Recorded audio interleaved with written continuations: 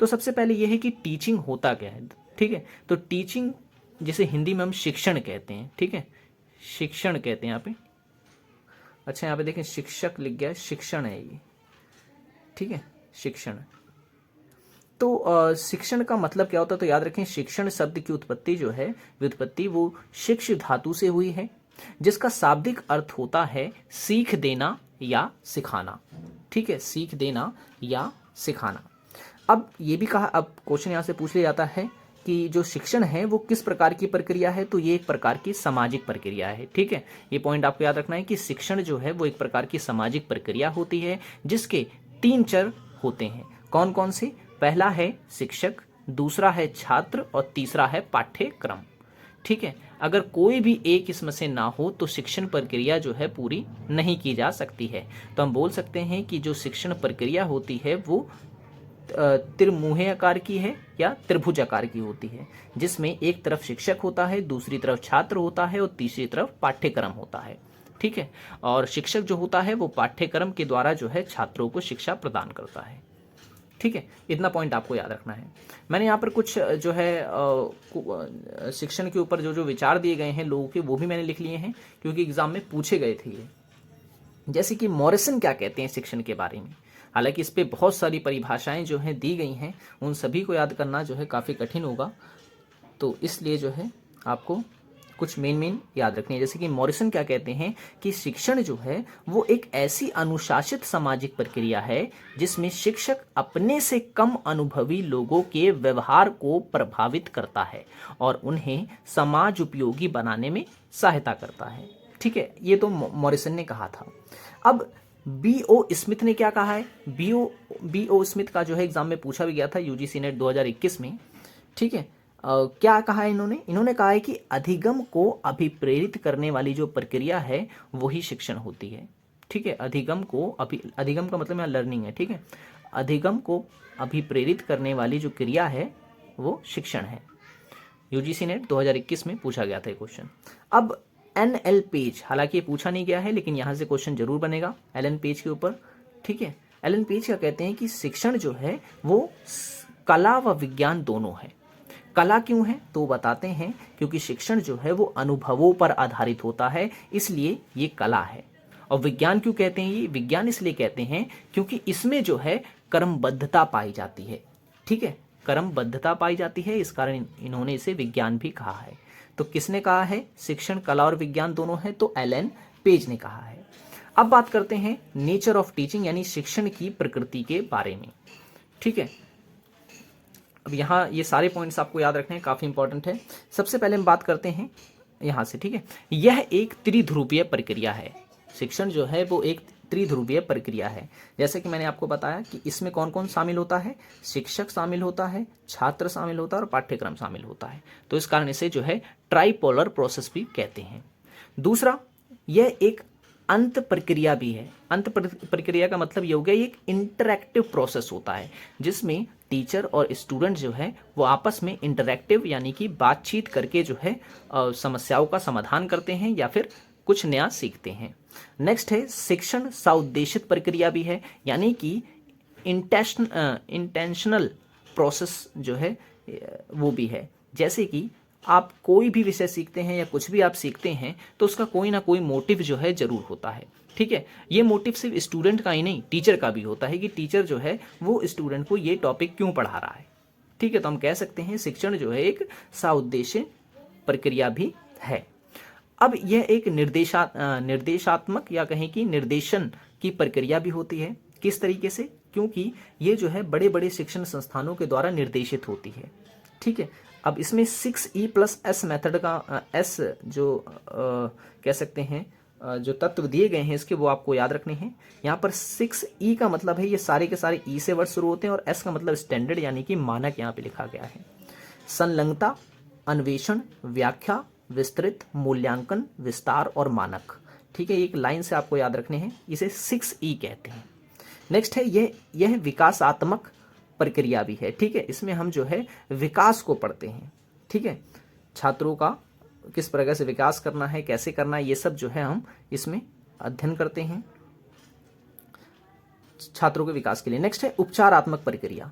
उपचारात्मक प्रक्रिया का मतलब यहाँ पर ये हो गया कि जो छात्र होते हैं जब उन्हें पढ़ने के दौरान किसी भी प्रकार की समस्या आती है तो उसका जो उपचार है या उसका जो निदान है वो टीचर के द्वारा किया जाता है। तो इस कारण हम इसे कह सकते हैं कि यह एक उपचारात्मक प्रक्रिया भी है। नेक्स्ट है शिक्षण औपचारिक के साथ साथ अनौपचारिक प्रक्रिया भी है। ठीक है, यानी कि जरूरी नहीं है कि जो शिक्षण होता है वो सिर्फ और सिर्फ फॉर्मली होता है या कहीं कि औपचारिक ही होता है, क्योंकि शिक्षण जो है सिर्फ शिक्षा संस्थानों में ही नहीं, ठीक है, बाहर भी जो है बच्चा बहुत कुछ सीखता है। तो जो बाहर वो सीखता है उसे अनौपचारिक शिक्षा कहते हैं। तो हम ये कह सकते हैं कि शिक्षण जो है फॉर्मल और इनफॉर्मल दोनों ही है। ठीक है, अब हम बात करते हैं टीचिंग के ऑब्जेक्टिव के बारे में। ओके, तो ये है टीचिंग के ऑब्जेक्टिव्स। जैसे पहला मैंने लिखा है कि टीचिंग जो है या शिक्षण जो है वो जो छात्र होते हैं उनके सामाजिक व मानवीय मूल्यों का विकास करता है। ठीक है, पहला इसका जो उद्देश्य है वो ये है। और दूसरा है शारीरिक व मानसिक नैतिक विकास करना। ठीक है, छात्रों में शारीरिक, मानसिक व नैतिक विकास करना भी शिक्षण का उद्देश्य है। नेक्स्ट है जीवनोपार्जन। ठीक है, यानी जीवन चलाने के लिए भी जो है शिक्षा दी जाती है। देखा होगा आपने, बड़े बड़े इंस्टीट्यूट्स होते हैं, कई लोग घर में भी पढ़ाते हैं, ठीक है, ट्यूशन वगैरह देते हैं। तो हम कह सकते हैं कि जो शिक्षा है वो जीवन चलाने के लिए भी दी जाती है। नेक्स्ट है ज्ञान की समृद्धि। ठीक है, अधिकतर लोग जो हैं वो शिक्षा इसलिए ग्रहण करते हैं ताकि उनके ज्ञान की जो है वृद्धि हो सके। तो ये भी कहीं ना कहीं उद्देश्य होता है उनका। नेक्स्ट है छात्रों की जो बौद्धिक व चारित्रिक निर्माण होता है वो करने के लिए भी जो है शिक्षा दी जाती है। और नेक्स्ट है छात्र के अंदर आपसी सहयोग की भावना का विकास हो, इसलिए भी जो है शिक्षा उसे दी जाती है। तो हम कह सकते हैं टीचिंग के ये ऑब्जेक्टिव्स होते हैं या उद्देश्य होते हैं। ठीक है, याद कर लेना आपको, क्योंकि ऑप्शन में बहुत ही कंफ्यूज करता है यहाँ से वो। अब सबसे इंपॉर्टेंट जो है वो है शिक्षण के प्रकार। ठीक है, शिक्षण के प्रकार, यहाँ से हमेशा एक क्वेश्चन बनता ही बनता है। तो जो शिक्षण के प्रकार हैं वो कई आधार पर जो है इनको अलग अलग किया गया है। जैसे कि शासन के आधार पर शिक्षण, यानी कि on the basis of governance, अधिगम के आधार पर शिक्षण, और शैक्षणिक प्रबंधन के आधार पर, ठीक है, उद्देश्य के आधार पर, क्रियाओं के आधार पर, और शिक्षण स्वरूप के आधार पर जो है शिक्षण को अलग अलग वर्गों में बांटा गया है। ठीक है, तो सबसे पहले चालू करते हैं शासन के आधार पर जो है वर्गीकृत किया गया है शिक्षण को, वो देखते हैं। देखिए, शासन के आधार पर जो है शिक्षण को 3 वर्गों में बांटा गया है: निरंकुश शिक्षण, और लोकतांत्रिक शिक्षण, और हस्तक्षेप रहित शिक्षण। निरंकुश शिक्षण ये होता है, ये ऐसा टीचिंग प्रोसेस होता है जो राजा के नियंत्रण में रहता है। राजा के नियंत्रण में रहता है का मतलब ये है, इस प्रकार के शिक्षण में राजा तय करता है कि छात्रों को कैसा पढ़ना है, कैसा नहीं पढ़ना है, क्या पढ़ाना है और क्यों पढ़ाना है। जबकि लोकतांत्रिक शिक्षण जो होता है इसमें जो है पूर्ण रूप से जो है स्वतंत्रता होती है, जनता की इच्छा के अनुसार जो है छात्रों को या कहीं की लोगों को पढ़ाया जाता है। ठीक है, लोकतांत्रिक शिक्षण में। और हस्तक्षेप रहित शिक्षण में क्या होता है कि किसी प्रकार का कोई हस्तक्षेप नहीं किया जाता है, जो छात्र का मन करता है वो पढ़ता है। भारत में कौन सी प्रक्रिया है? तो हस्तक्षेप रहित शिक्षण है यहाँ पर। ठीक है, देखा होगा 10th के बाद जो है वो अपनी चॉइस से लोग अपने सब्जेक्ट चुनते हैं, आर्ट्स हो, कॉमर्स हो या साइंस हो। ठीक है, तो याद रखें आप, हस्तक्षेप रहित शिक्षण यानी वह शिक्षण जिसमें किसी प्रकार का कोई हस्तक्षेप नहीं होता है। अधिगम के स्तर पर जो है शिक्षण को 3 वर्गों में बांटा गया है। ठीक है, on the basis of learning level, स्मृति स्तर, अवबोध स्तर और चिंतन स्तर। स्मृति स्तर का जो विचार है वो किसने दिया है? तो याद रखना है आपको, किसने दिया है? ओके, तो स्मृति स्तर का जो विचार है वो दिया है हर्बर्ट के द्वारा। ठीक है, और अवबोध का जो सिद्धांत है वो किसके द्वारा दिया गया है? तो याद रखना है मॉरिसन के द्वारा। और चिंतन स्तर का जो सिद्धांत है वो दिया गया है हंट के द्वारा। तो स्मृति स्तर में क्या होता है? इस टाइप की टीचिंग में होता यह है कि छात्रों को किसी भी विषय को सिर्फ रटाने पे ध्यान दिया जाता है। ठीक है, रटाने पे ध्यान दिया जाता है। और अवबोध स्तर में क्या होता है? इसमें किसी भी विषय को जो है छात्रों को समझाने पे बल दिया जाता है।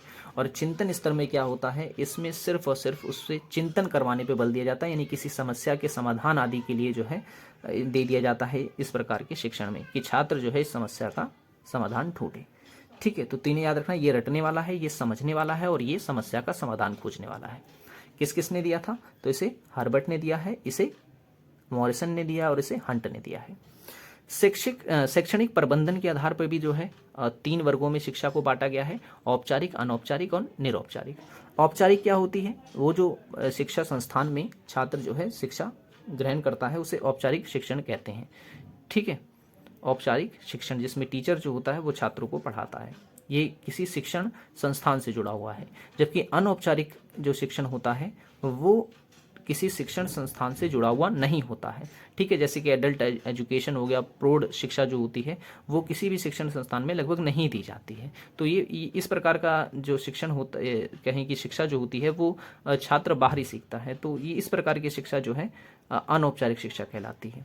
और निरौपचारिक शिक्षा वो होती है जो औपचारिक और अनौपचारिक का मिश्रित रूप होती है। ठीक है, आपने देखा हो कई लोग ओपन से जो है पढ़ाई करते हैं। ठीक है, ओपन से जो पढ़ाई करते हैं या कहें दूरस्थ शिक्षा जिसे हम कहते हैं, इस प्रकार की शिक्षा जो है वो निरौपचारिक कहलाती है। ठीक है, इसमें क्या होता है, इसमें कुछ प्रतिबंध भी होते हैं और कुछ स्वतंत्रताएं भी होती हैं। औपचारिक में प्रतिबंध होते हैं और अनौपचारिक जो शिक्षा है इसमें ये पूरी तरह से स्वतंत्र होती है। ठीक है, अच्छा, उद्देश्य के आधार पर भी शिक्षण को पढ़ लेते हैं। उद्देश्य के आधार पर जो है एक है ज्ञानात्मक, एक है भावनात्मक और एक है मनोगत्यात्मक शिक्षण। ठीक है, तो ज्ञानात्मक शिक्षण का उद्देश्य जो होता है वो होता है ज्ञान को अर्जित करना। ठीक है, इसके 6 चरण होते हैं, अगर आपको पता है तो कमेंट करके जरूर बताएं। ठीक है, ज्ञानात्मक शिक्षण के 6 चरण होते हैं। और नेक्स्ट है भावनात्मक शिक्षण। भावनात्मक शिक्षण में क्या होता है, किसी छात्र के जो है चरित्र निर्माण पे जो है खासतौर से बल दिया जाता है। इसके भी जो है 6 चरण होते हैं। और मनोगत्यात्मक शिक्षण जो है इसमें क्या होता है, इसमें छात्र के मानसिक व शारीरिक दोनों विकासों पर बल दिया जाता है। ठीक है, इस प्रकार के शिक्षण में। और क्रिया के आधार पर शिक्षण को जो है 3 वर्गों में बांटा गया है, प्रस्तुतिकरण, प्रदर्शन और उपचारात्मक। प्रस्तुतिकरण में क्या होता है कि अध्यापक जो है किसी चीज को दिखाता है। ठीक है, और तब जो है प्रस्तुतिकरण का मतलब ये हो गया कि जो टीचर है वो खड़ा होकर किसी भी विषय को अच्छे से समझाएगा। ठीक है, प्रदर्शनी का मतलब ये है कि टीचर कोई उपकरण लेके आएगा या कोई चीज लेके आएगा जिसको दिखा करके उसको समझाएगा। ठीक है, वो प्रदर्शनी वाला कहलाएगा। और उपचारात्मक का मतलब ये हो गया छात्र कुछ पढ़ रहे हैं, उनको कुछ समस्या आई और फिर टीचर जो है उनको कुछ समझाए, तो उसे कहते हैं उपचारात्मक शिक्षण। ठीक है, प्रस्तुतिकरण यानी खड़े होकर एक जगह से पढ़ाना, प्रदर्शन कोई चीज दिखा के उन्हें समझाना, उपचारात्मक कुछ प्रॉब्लम आ रही है पढ़ने में तो उसका समाधान करना। ठीक है, और शिक्षण स्वरूप के आधार पर जो है 3 वर्गों में बांटा गया है, वर्णनात्मक, निदानात्मक और उपचारात्मक। ठीक है, वर्णनात्मक क्या होता है, वर्णनात्मक में होता यह है कि एक टीचर जो होता है वो किसी भी टॉपिक को सिर्फ पढ़ाते हुए चला जाता है। निदानात्मक का मतलब ये हो गया कि अगर कोई प्रॉब्लम वगैरह आ रही है तो उसका समाधान करना। और उपचारात्मक का मतलब ये हो गया कि अगर छात्र जो है उसको नहीं पढ़ पा रहा है, नहीं समझ पा रहा है तो उसको बताना। ठीक है, तो ये थे टीचिंग के टाइप्स। सिद्धांत यानी कि प्रिंसिपल ऑफ टीचिंग, इस शब्द का सबसे पहले प्रयोग जो है वो किया था जेरोम ब्रूनर ने। ठीक है, जेरोम ब्रूनर ने कब किया था, तो 1963 में किया था, 1963 में। इसमें हम करते क्या हैं, इसमें हम शिक्षण के सिद्धांत में होता यह है कि शिक्षा के परिणाम तथा विद्यार्थियों की विशेषताओं के परस्पर संबंधों को जो है इसमें जाना जाता है। ठीक है, वो कहलाता है शिक्षा के सिद्धांत। अभी सिद्धांत में आप ये सारे के सारे पॉइंट जो है याद रख सकते हैं। इसमें अभिप्रेरणा का सिद्धांत शामिल होता है, यानी कि मोटिवेशन आ जाता है इसमें। ठीक है, क्योंकि शिक्षण में देखिए मोटिवेशन जो होता है वो काफ़ी इंपॉर्टेंट रोल प्ले करता है। तो अभिप्रेरणा का सिद्धांत जो है वो शिक्षा के लिए प्रेरित करने के लिए इस्तेमाल किया जाता है। नेक्स्ट है उद्देश्यों का निर्धारण। शिक्षा का उद्देश्य जो है ये भी निर्धारण जो है काफ़ी महत्वपूर्ण होता है कि शिक्षा क्यों दी जा रही है, किस लिए दी जा रही है। ठीक है, तो इसलिए भी ये जो है शिक्षा के सिद्धांत का ही हिस्सा है।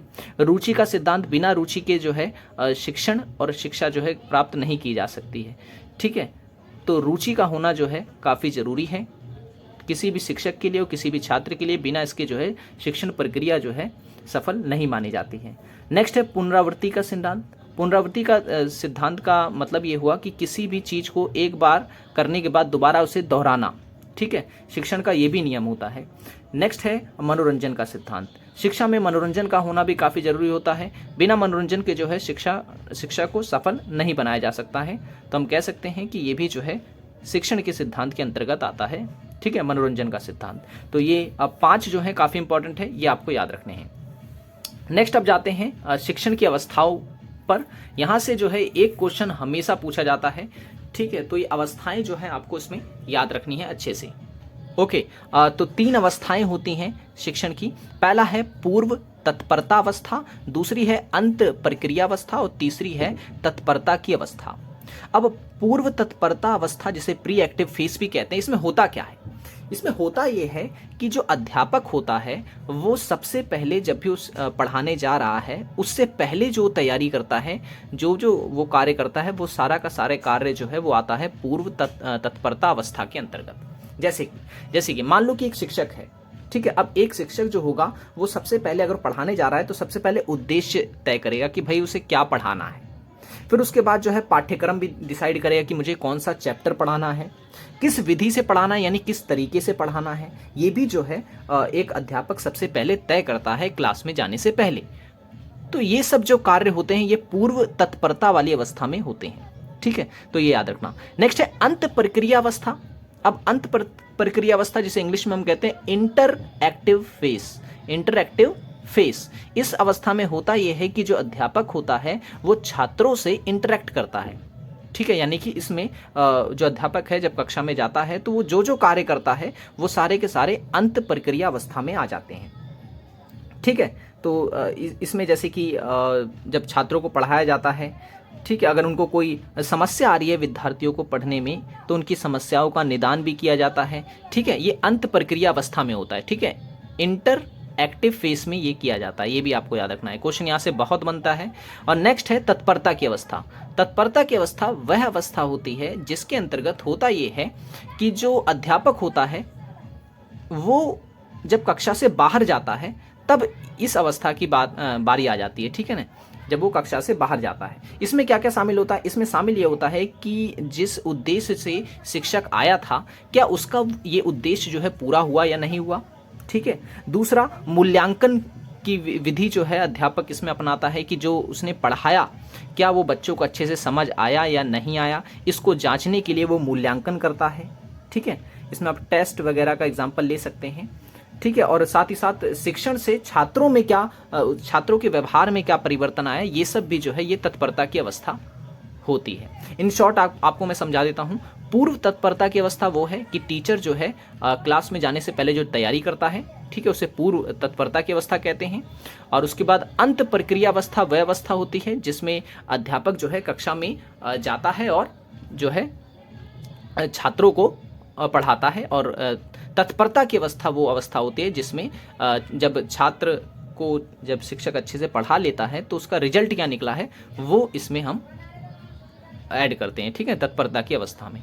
तो 3 अवस्थाएं याद रखनी है। टीचर पहले जो तैयारी कर रहा है उसे पूर्व तत्परता, जब पढ़ा रहा है तो अंत प्रक्रिया, और जब रिजल्ट आएगा उसका, या कहे कि उसका जो टेस्ट वगैरह वो लेता है तो वो आता है तत्परता की अवस्था में, यानी पोस्ट एक्टिव फेज का हिस्सा है ये।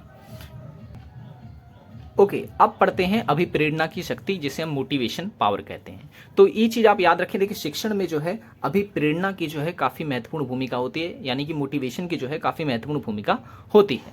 अब मोटिवेशन जो होता है ये 2 प्रकार का होता है, ठीक है। एक होता है बाह्य अभिप्रेरणा, एक होता है आंतरिक अभिप्रेरणा, ठीक है। तो बाहरी अभिप्रेरणा की जब हम बात करते हैं तो इसमें वो मोटिवेशन आ जाता है जो हम बाहरी चीज़ों को देखकर जो है प्राप्त करते हैं, ठीक है। जैसे कि आपने कोई वीडियो देखा, अब वीडियो को देखकर आपके अंदर जो है कुछ समय के लिए जो है पढ़ाई का इंटरेस्ट जग गया, ठीक है। तो इस तरह का मोटिवेशन जो होगा वो बाहरी अभिप्रेरणा के अंतर्गत आएगा। अब ये मोटिवेशन जो है वो कुछ ही देर तक रहेगा, उसके बाद ही ख़त्म हो जाएगा, ठीक है। तो इस प्रकार का मोटिवेशन जो होता है ये अल्पकालीन होता है, या कहें कि अल्प अवधि के लिए होता है, थोड़े समय के लिए रहता है, ठीक है। बाहरी अभिप्रेरणा जिसे हम कहते हैं। एक होता है आंतरिक अभिप्रेरणा। आंतरिक अभिप्रेरणा यानी कि इंग्लिश में जिसे हम कहेंगे इंटरनल मोटिवेशन। अब इंटरनल मोटिवेशन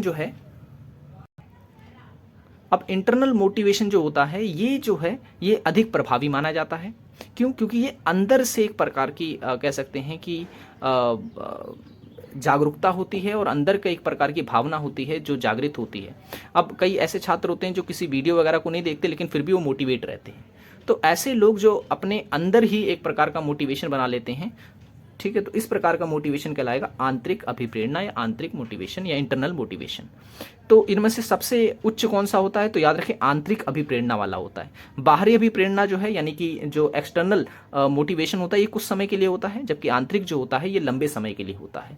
इसलिए आंतरिक अभिप्रेरणा जो है वो अधिक प्रभावी मानी जाती है बाहरी अभिप्रेरणा की तुलना में। ठीक है, यहाँ बाहरी अभिप्रेरणा का मतलब मेरा ये है कि मोटिवेशनल इंटरनल मोटिवेशनल और उसके बाद बाहरी अभिप्रेरणा का मतलब ये है एक्सटर्नल मोटिवेशन और आंतरिक अभिप्रेरणा का मतलब ये है इंटरनल मोटिवेशन। ठीक है, तो हम कह सकते हैं कि ये कहीं ना कहीं जो है हमारे शिक्षण कार्य में मार्गदर्शन का कार्य भी करते हैं। ठीक है, ज्ञान अर्जन में भी काफ़ी सहायक होते हैं और हमारे व्यवहार में भी एक प्रकार का परिवर्तन लाते हैं।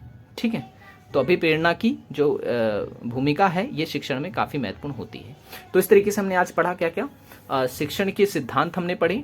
ठीक है, फिर उसके बाद हमने शिक्षण की अवस्थाएं पढ़ी और फिर हमने पढ़ा अभिप्रेरणा की शक्ति। ठीक है, तो ये चीज़ जो है ये भी आपको जो है इसमें याद रखनी है।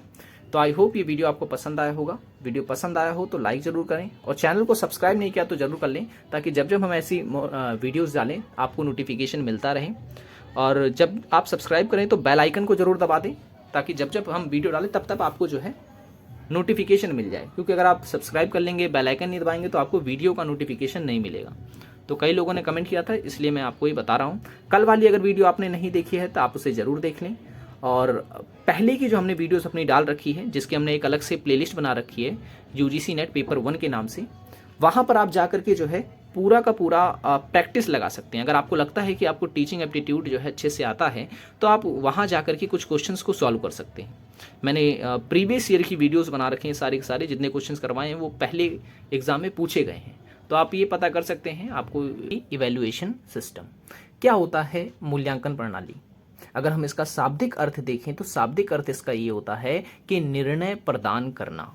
ठीक है, निर्णय प्रदान करना। और इसे हम अमूमन जो है परंपरागत जांच या फिर परीक्षा के नाम से भी जानते हैं। ठीक है, जो अध्यापक होता है वो किसी भी पाठ को अगर कक्षा में पढ़ाता है तो वो कैसे पता करे कि वो पाठ जो है जो अध्यापक ने पढ़ाया है वो छात्र ने उसे सीखा या नहीं सीखा। ठीक है, तो उसके लिए वो क्या करता है, परीक्षाएं लेता है, उनसे सवाल पूछता है। ठीक है, तो ये जो प्रक्रिया है जो अध्यापक अभी कर रहा है सवाल पूछकर, यही कहलाता है मूल्यांकन। इंग्लिश में इसे कहते हैं इवैल्यूएशन। ठीक है, अब मूल्यांकन को जो है 2 वर्गों में हम वर्गीकृत करके देख सकते हैं। एक है परंपरागत मूल्यांकन और एक है आधुनिक मूल्यांकन। ये प्रकार नहीं है। ठीक है, प्रकार मैं भी आगे आपको बताऊंगा। मूल्यांकन 2 रूप में हो सकता है, एक परंपरागत और एक आधुनिक। तो जो परंपरागत मूल्यांकन होता है यानी कि वो मूल्यांकन जो पहले किया जाता था, बहुत पहले। ठीक है, ऋषि मुनि वगैरह इस प्रकार के जो है मूल्यांकन का इस्तेमाल किया करते थे। इसमें होता यह है कि सिर्फ और सिर्फ जो है जो छात्र होता है उसकी शैक्षिक पक्ष को देखा जाता है। इसका मतलब यह है कि बच्चे ने किताबी ज्ञान कितना लिया है, बस ये जांच किया जाएगा। ठीक है, ये परंपरागत मूल्यांकन कहलाता है। और इसके जनक कौन है, तो इसके जनक हैं J.S. राइट। ठीक है, J.S. राइट्स ने जो है इस पे विस्तार से चर्चा की है। जबकि आधुनिक मूल्यांकन की अगर हम बात करें, जिसे इंग्लिश में हम कहेंगे मॉडर्न इवैल्यूएशन, तो इसमें क्या होता है, इसमें ये होता है कि जो छात्र होते हैं उनके शैक्षिक पक्ष को तो जांचा ही जाता है, साथ ही साथ उनके और भी पक्ष को जो है इसमें शामिल किया जाता है। जैसे कि खेलने में कैसा है वो छात्र, एक्स्ट्रा करिकुलर एक्टिविटीज़ जो होती हैं उसमें किस तरह की भूमिका वो निभा रहा है। तो ये सब बातें इसमें जो है शामिल की जाती हैं। यानी कि छात्र का पूरी तरह से, ठीक है ना, पूरी तरह से मूल्यांकन इसमें किया जाता है, सभी पक्षों का मूल्यांकन किया जाता है। ठीक है, आधुनिक मूल्यांकन के अंतर्गत। तो इस समय जो है इसी प्रकार का मूल्यांकन स्कूलों में, कॉलेजों में किया जाता है, जबकि परंपरागत मूल्यांकन जो है अब बहुत कम देखने को मिलता है। और आधुनिक मूल्यांकन के जनक कौन है, तो याद रखना आपको B.S. ब्लूम। ठीक है, B.S. ब्लूम जो है वो आधुनिक मूल्यांकन के जनक कहलाते हैं। ठीक है, अब बात कर लेते हैं मूल्यांकन की विशेषताएं कौन कौन सी हैं। ठीक है, तो मूल्यांकन की विशेषताओं की अगर हम बात करें तो हालांकि काफ़ी सारी विशेषताएं हैं, लेकिन जो मेन है वो मैंने ली है यहाँ पर। जैसे कि पहली है विश्वसनीयता। इंग्लिश में जिसे हम कहते हैं क्रेडिबिलिटी। तो मूल्यांकन करते समय जो है विश्वसनीयता का होना जो है वो काफ़ी ज़रूरी माना जाता है। ठीक है, अगर अध्यापक जो है वो किसी भी परीक्षा पत्र को अगर जांच रहा है, ठीक है, तो वो उसमें किसी भी प्रकार से जो है कह सकते हैं एक प्रकार की ढील नहीं देगा। ठीक है, वो ईमानदारी और उस तरीके से अपनी ईमानदारी से जो है उस पेपर का वो जांचेगा या फिर कहेंगे कि इवेलुएट करेगा। तो उसमें विश्वसनीयता होना जरूरी है। नेक्स्ट है वैधता भी होना जरूरी होता है मूल्यांकन में। ठीक है, वैधता क्या होता है? वैधता का मतलब होता है कि एक निर्धारित पाठ्यक्रम के आधार पर ही जो है जो अध्यापक होगा वो परीक्षा या कहें कि मूल्यांकन करेगा। ये नहीं कि भाई पढ़ाया कुछ और एग्जाम में पूछ कुछ और लिया, नहीं। ठीक है, वैधता का होना जरूरी है। नेक्स्ट है विभेदीकरण। विभेदीकरण का होना भी जरूरी होता है मूल्यांकन के लिए। जैसे कि एक अध्यापक है और वो जो है छात्रों को पढ़ा रहा है। अब जब उसने परीक्षा ली तो परीक्षा में सारे के सारे जो है कठिन जो सवाल होते हैं वो सारे के सारे उसमें डाल दिए। तो इससे होगा ये कि जो कमज़ोर छात्र होंगे, ठीक है, वो उस परीक्षा को सही से नहीं कर पाएंगे। तो इसलिए जो अध्यापक होगा उसे जो है विभेदीकरण करना चाहिए, यानी कि परीक्षा पत्र जो है, प्रश्न पत्र जो है, उसमें कठिन प्रश्नों को भी शामिल करना चाहिए और जो है कठिन, सरल और माध्यम प्रश्न को भी शामिल करना चाहिए, ताकि कमज़ोर जो बच्चा है वो भी कर सके कुछ ना कुछ और जो तेज बच्चे हैं वो भी कुछ ना कुछ कर सकें। ठीक है, तो इसलिए जो है विभेदीकरण जरूर होना चाहिए मूल्यांकन में। ओके, नेक्स्ट है वस्तुनिष्ठता। वस्तुनिष्ठता का मतलब ये होता है कि वस्तुनिष्ठ टाइप के प्रश्न होने चाहिए। ठीक है, जब भी मूल्यांकन अगर किया जा रहा है अध्यापक के द्वारा तो। नेक्स्ट है समग्रता। समग्रता का मतलब ये होता है कि जितना भी मूल्यांकन किया जा रहा है वो एक तरीके से पाठ्यक्रम का ही होना चाहिए। ठीक है, बाहर से कुछ नहीं होना चाहिए। मानक का मतलब ये हो गया कि जो मूल्यांकन किया जा रहा है उसका एक कहते नहीं कि फिक्स क्राइटेरिया तय कर देना चाहिए कि भाई इतने अंक जो हैं लाने होंगे। ठीक है, मानक तय करना भी काफ़ी ज़रूरी होता है मूल्यांकन के लिए कि भाई इतने नंबर लाओगे तो आप जो है अच्छे बच्चे कहलाओगे और इससे कम लाओगे तो आप कमज़ोर तबके के बच्चे कहलाओगे और इससे ज़्यादा ले आते हो तो आप जो है इंटेलिजेंट कहलाओगे। तो मानक का तय होना भी काफ़ी ज़रूरी है मूल्यांकन में। और उद्देश्य निष्ठता का मतलब ये होता है कि निश्चित उद्देश्य होना चाहिए। ठीक है, बिना उद्देश्य के जो है मूल्यांकन नहीं किया जा सकता। तो शिक्षक के लिए जो है ये काफ़ी ज़रूरी है कि वो एक किसी निश्चित उद्देश्य के आधार पर ही मूल्यांकन करे। तो हम कह सकते हैं ये सभी की सभी जो विशेषताएं हैं ये मूल्यांकन की विशेषताएं हैं और आपको अच्छे से समझ आई होंगी। अब बात करेंगे मूल्यांकन के प्रकार की। ठीक है, मूल्यांकन के प्रकार की, कौन कौन से प्रकार जो है मूल्यांकन में शामिल हैं, कितने प्रकार का मूल्यांकन होता है। हालांकि कई प्रकार के होते हैं लेकिन मेन जो है वो मैंने ले लिए हैं सारे के सारे जो एग्जाम पॉइंट ऑफ व्यू से काफ़ी इंपॉर्टेंट है और एग्जाम में पूछे जाते हैं। पहला है परिणामात्मक मूल्यांकन। अब परिणामात्मक मूल्यांकन वो मूल्यांकन होता है जिसमें जो है छात्र की परीक्षा ली जाती है। ठीक है, अब वो परीक्षा जो है वो लिखित रूप में भी हो सकती है, वो मौखिक रूप में हो सकती है, वो लिखित रूप में हो सकती है और प्रायोगिक भी हो सकती है। मौखिक का मतलब ये हो गया कि जो अध्यापक है वो उस बच्चे से सुनेगा कि भाई कल हमने जो पढ़ाया था उसे सुनाओ। और लिखित में क्या होता है कि जो अध्यापक होगा वो कुछ सवाल दे देगा और उनको लिखित रूप में बच्चों से लिखवाएगा उसके जवाब। प्रायोगिक में क्या होता है, किसी प्रकार का प्रयोग जो है छात्र से करने को कहा जाएगा। ठीक है, तो ये जो परीक्षाओं वाला जो तरीका है ये परिणामात्मक मूल्यांकन के अंतर्गत आता है। ठीक है, अब गुणात्मक मूल्यांकन क्या होता है? गुणात्मक मूल्यांकन का मतलब ये होता है जब छात्रों के गुणों का मूल्यांकन किया जाता है। ठीक है, तो वो गुणात्मक मूल्यांकन के अंदर आ जाता है। अब भाई किताब का ज्ञान तो छात्र को है ही, साथ ही साथ उस किताब के ज्ञान से हटकर उसके अंदर कौन कौन से ज्ञान है उसको जांचने के लिए जो है वो गुणात्मक मूल्यांकन का सहारा ले सकते हैं। इसमें जांच सूची हो सकती है, कोई कुछ अवलोकन का तरीका हो सकता है, व्यक्ति का अध्ययन हो सकता है। ठीक है, ये सभी तरीके अपनाए जाते हैं गुणात्मक मूल्यांकन के अंतर्गत। अब रचनात्मक मूल्यांकन क्या होता है, या जिसे निर्माणात्मक मूल्यांकन भी बोलते हैं। ठीक है, एग्जाम में निर्माणात्मक मूल्यांकन करके भी पूछ लेता है।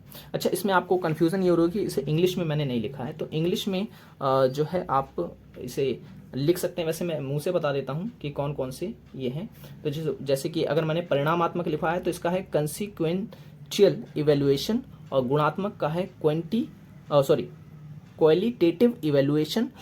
और रचनात्मक की अगर हम बात करें तो रचनात्मक मूल्यांकन को इंग्लिश में कहते हैं, या निर्माणात्मक मूल्यांकन को फॉर्मेटिव इवेल्युएशन, ठीक है, फॉर्मेटिव इवैल्यूएशन। तो क्या होता है फॉर्मेटिव इवैल्यूएशन? तो ये मैं आपको बता दूं कि फॉर्मेटिव इवैल्यूएशन के अंतर्गत होता यह है कि जब छात्र कोई पाठ पढ़ा रहा है, क्लासरूम में ही देखा होगा आपने कि जो टीचर बीच बीच में पढ़ाते पढ़ाते अचानक से ही किसी से कोई सवाल पूछ लेता है, ठीक है, और बच्चों को जो है उसका जवाब देना होता है।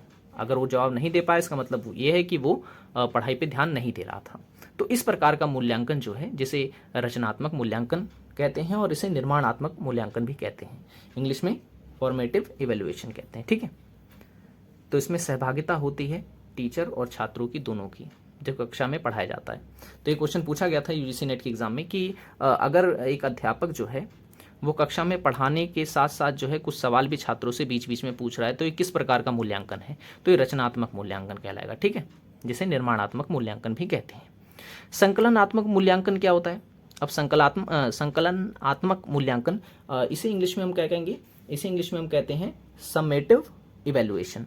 अब इसमें क्या होता है? इसमें छात्रों को जो है ग्रेड सिस्टम जिसे हम कहेंगे, जो अंक दिए जाते हैं वो विषय के साथ साथ उसकी एक्स्ट्रा करिकुलर जो एक्टिविटीज़ होती हैं उसके भी जो है अंक उसको दिए जाते हैं, ठीक है। इसे ग्रेडिंग सिस्टम कह सकते हैं, ठीक है। इसमें जो है छात्रों को ये नहीं बताया जाता है कि आपके कितने में से कितने नंबर आ गए हैं, ठीक है। इसे ग्रेड में तय कर दिया जाता है, ABC वगैरह वगैरह, ठीक है। तो ऐसे मूल्यांकन कहलाता है संकलनात्मक मूल्यांकन। 10th वगैरह के एग्जाम में आपने देखा होगा इसी प्रकार का मूल्यांकन किया जाता है 10th की मार्कशीट में। जबकि अच्छा, एक है मानक संदर्भित मूल्यांकन। क्या होता है मानक संदर्भित मूल्यांकन? इसमें ये होता है कि अगर टीचर कोई परीक्षा ले रहा है तो उसमें वो फिक्स कर देगा कि भाई देखो 100 में से 33% जो नंबर लाएगा वही जो है उसमें पास होगा। तो इस प्रकार का मूल्यांकन जिसमें कि मानक तय कर दिया जाता है उसे मानक संदर्भित मूल्यांकन कहते हैं। इंग्लिश में इसे क्या कहेंगे? इसे इंग्लिश में कहेंगे स्टैंडर्ड रेफरेंस्ड इवैल्यूएशन, ठीक है। तो ये चीज़ आपको याद रखना है, ठीक है। यहाँ मैं लिख दूँ 100 में से 33, इससे आपको याद रहेगा कि हाँ भाई कोई जो है मानक तय कर दिया जाए जब, तो वो कहलाएगा मानक संदर्भित मूल्यांकन। नेक्स्ट है निकस, ठीक है, निकस संदर्भित मूल्यांकन। इंग्लिश में से क्या कहेंगे? तो क्राइटेरिया रेफरेंस्ड इवैल्यूएशन। अब इसमें क्या होता है? इसमें होता ये है कि भाई जब मूल्यांकन किया जाता है तो कट ऑफ तय कर दी जाती है। आपने देखा होगा कि DU जैसे कॉलेजेस में पहले जो एडमिशन होता था वो कट ऑफ के बेस्ड पे होता था। यानी कि अगर आपके 50% आए हैं, 60% आए हैं, किसी के 70% आए हैं, किसी के 80% आए हैं, तो सभी लोग जो है इसमें अप्लाई करते थे। फिर जो कट ऑफ तय की जाती थी वो किसी आधार पर तय की जाती थी कि भाई जो ज़्यादा अंक लेने वाले बच्चे होंगे उन्हीं को जो है एडमिशन दिया जाता था। तो इसमें होता ये था कि भाई 80% वाले बच्चे एडमिशन लेंगे या फिर 85% वाले बच्चे ही एडमिशन लेंगे, ठीक है। तो इसे हम कहते हैं कट ऑफ वाला, या कहें कि क्राइटेरिया एक प्रकार का तय कर दिया जाता है इस प्रकार के मूल्यांकन में, ठीक है। याद रखने के लिए मैंने यहाँ कट ऑफ लिख दिया है। कॉलेजेस वगैरह में जो एडमिशन होते हैं वो इसी बेस पे होते हैं। सवाल पूछे जाते हैं तो आप याद रखें हमेशा, ठीक है। आपको पूरा चैप्टर वगैरह पढ़ने की जरूरत नहीं है। आप क्या करें, पहली बात तो आप शोध वाला अगर पढ़ रहे हैं तो सबसे पहले सारे स्टेप्स याद करें आप, ठीक है। जितने भी स्टेप्स होते हैं रिसर्च के पहले आपको वो पता होने चाहिए। और उसके बाद जो दूसरा इंपॉर्टेंट हो जाता है वो होता है इनकी कैरेक्टरिस्टिक्स। आपसे पूछ लेता है कि इनमें से कौन सी विशेषता नहीं है अनुसंधान की या कौन सी विशेषता है, तो ये आपको याद होनी चाहिए, ठीक है। और फिर जो सबसे इंपॉर्टेंट है वो है रिसर्च के टाइप्स, यानी कि अनुसंधान कितने प्रकार के होते हैं। इसे आप अच्छे से अगर कर लेते हैं तो हम मान के चलें 5 में से 3 क्वेश्चन 4 क्वेश्चन आपके जो है यहीं से आते हैं। आप प्रीवियस ईयर का उठा के देख लें, आपको अच्छे से समझ आ जाएगा। सो चलिए शुरू करते हैं। अच्छा, वीडियो आपको पसंद आई तो लाइक जरूर करें, चैनल को सब्सक्राइब नहीं किया तो जरूर कर लें ताकि ऐसे वीडियोस जब जब हम डालें तब तब आपको मिलते रहे। लाइक जरूर करें ताकि जो है आपके इसी लाइक से जो है हम अगली की वीडियो डिसाइड करते हैं। तो ज़्यादा लाइक रहेंगी तो जो है ऐसी वीडियोस आपको आती रहेंगी। तो चलिए शुरू करते हैं। अनुसंधान जिसे हम रिसर्च कहते हैं इंग्लिश में, और रिसर्च जो है ये 2 शब्दों से मिलकर बना हुआ है, री और सर्च। री का मतलब होता है बार बार और सर्च का मतलब होता है खोजना। जब हम किसी भी विषय में या कहें कि किसी भी चीज़ के बारे में बार बार उसके बारे में खोजने का प्रयास करते हैं, कोई नई चीज़ ढूंढने की कोशिश करते हैं, तो हम कहते हैं कि यहाँ पर हम रिसर्च कर रहे हैं, ठीक है। नई जानकारी खोजने की जब हम कोशिश करते हैं तो अब अनुसंधान को जो है अलग अलग भाषा में अलग अलग कह रहा हूँ मैं, हिंदी में इसे अलग अलग भाषा से जाना जाता है। आप यही देखेंगे, आप मैंने लिखा है शोध अभिवृत्ति। चलो अभिवृत्ति तो ठीक है, शोध क्यों, यहाँ अनुसंधान लिखना चाहिए था, कुछ लोग कहेंगे। लेकिन मैं ऐसा इसलिए बता रहा हूँ क्योंकि अगर आप हिंदी मीडियम के स्टूडेंट हैं तो अब जरूरी नहीं है कि यहाँ पर वो शोध ही लिख के दें, ठीक है। यहाँ पर इंग्लिश में रिसर्च भी लिख सकता है, यहाँ पर वो खोज भी लिख सकता है। तो इसीलिए आपको पता होना चाहिए कि शोध को किन किन नामों से जाना जाता है हिंदी में, ठीक है। तो अनुसंधान को हिंदी भाषा में अन्वेषण कहा जाता है, अन्वेषण भी कहा जाता है, ठीक है। अनुशीलन भी कहा जाता है, परिशीलन भी कहा जाता है, मीमांसा भी कहा जाता है, गवेषणा भी कहा जाता है, शोध भी कहा जाता है, खोज भी कहा जाता है, रिसर्च भी कहा जाता है। तो अगर कोई भी इनमें से शब्द आपसे दिख जाए तो समझिए वो शोध है, ठीक है। हो सकता है आपको इस तरह के इस पे सवाल बना करके कंफ्यूज करने की कोशिश की जाए, तो ये आपको याद रखना है। चलिए अब थोड़ी सी परिभाषाएं देख लेते हैं कि जो है किन किन लोगों ने अनुसंधान को किस किस रूप में प्रस्तुत किया है। जैसे पीवी यंग क्या कहते हैं, ये कहते हैं कि अनुसंधान जो है वो एक ऐसी व्यवस्थित विधि है, एक ऐसी व्यवस्थित विधि है जिसके द्वारा नवीन तथ्यों को खोजने अथवा पुराने तथ्यों की विषय वस्तु, उनकी क्रमबद्धता, अंतर संबंध, कार्य कारण, व्याख्या और उनमें निहित नैसर्गिक नियमों के पुष्टिकरण का कार्य किया जाता है, ठीक है। तो याद रखें। नेक्स्ट है जेम्स ड्रेवर। जेम्स ड्रेवर क्या कहते हैं अनुसंधान के बारे में, तो जेम्स ड्रेवर कहते हैं कि किसी क्षेत्र में ज्ञान अथवा सत्यापन हेतु की जाने वाली क्रमबद्ध खोज ही अनुसंधान है, ठीक है। किसी क्षेत्र में ज्ञान अथवा सत्यापन हेतु की जाने वाली क्रमबद्ध खोज ही अनुसंधान है। अब बात करते हैं अनुसंधान की विशेषताओं की, ठीक है। वीडियो पसंद आ रहा हो तो लाइक जरूर करना, ठीक है, ओके। और ऊपर आई बटन पे क्लिक करके भी आप जो है हमारी पहले की वीडियोस को देख पाएंगे, ओके। अनुसंधान की विशेषताएं यानी कि कैरेक्टरिस्टिक्स ऑफ रिसर्च। तो पहला अगर मैं बात करूं वस्तुनिष्ठता से, मैं अगर शुरू करूं, जैसे इंग्लिश में हम कहते हैं ऑब्जेक्टिविटी, तो इसका मतलब क्या होता है, ठीक है। इसका मतलब ये होता है कि जब भी कोई व्यक्ति है या कोई रिसर्चर है वो रिसर्च कर रहा है तो वो बिना किसी पूर्वाग्रह के, बिना किसी भेदभाव के अपने शोध को संपन्न करेगा, ठीक है। इसकी पहली विशेषता ये होती है, ऑब्जेक्टिविटी होनी चाहिए भाई अनुसंधान में, ठीक है। पूर्वाग्रह का मतलब ये होता है कि पुरानी आपकी कुछ सोच हो उसको आप उसमें ना डालेंगे, ठीक है। नेक्स्ट है विश्वसनीयता होनी चाहिए आपके शोध में, ठीक है, ये दूसरी विशेषता है। विश्वसनीयता जैसे इंग्लिश में रिलायबिलिटी कहते हैं। अब ये रिलायबिलिटी का मतलब यहां पर क्या होता है, ठीक है। तो रिलायबिलिटी का मतलब अगर मैं आपको बताऊं तो इसका मतलब ये हो गया कि जैसे मान लो कि कोई एक शोधकर्ता है, ठीक है, शोधकर्ता है। अब उसने क्या किया कि शोध के दौरान कुछ आंकड़े उसने इकट्ठे किए और कुछ आंकड़े में से मान लो 100 आंकड़े उसने इकट्ठे करने थे, उसने 20 आंकड़े इकट्ठे किए और 80 आंकड़े जो है अपने आप ही ऐड कर दिए उसमें झूठ मूठ के, ठीक है। तो इस प्रकार का जो अनुसंधान होगा वो विश्वसनीय नहीं माना जाएगा, क्यों, क्योंकि उसमें आपने एक तरीके से कहेंगे फ्रॉड किया है।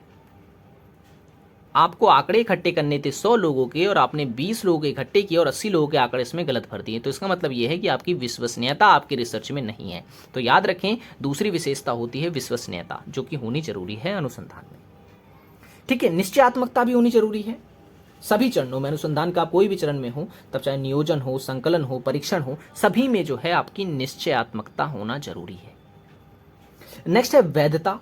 वैधता का मतलब क्या हो जाता है, वैधता का मतलब होता है कि हमारी जो रिसर्च है वो किसी भी प्रकार की जो त्रुटि होती है उससे मुक्त होनी चाहिए, कोई गलती नहीं होनी चाहिए उसके अंदर, ठीक है।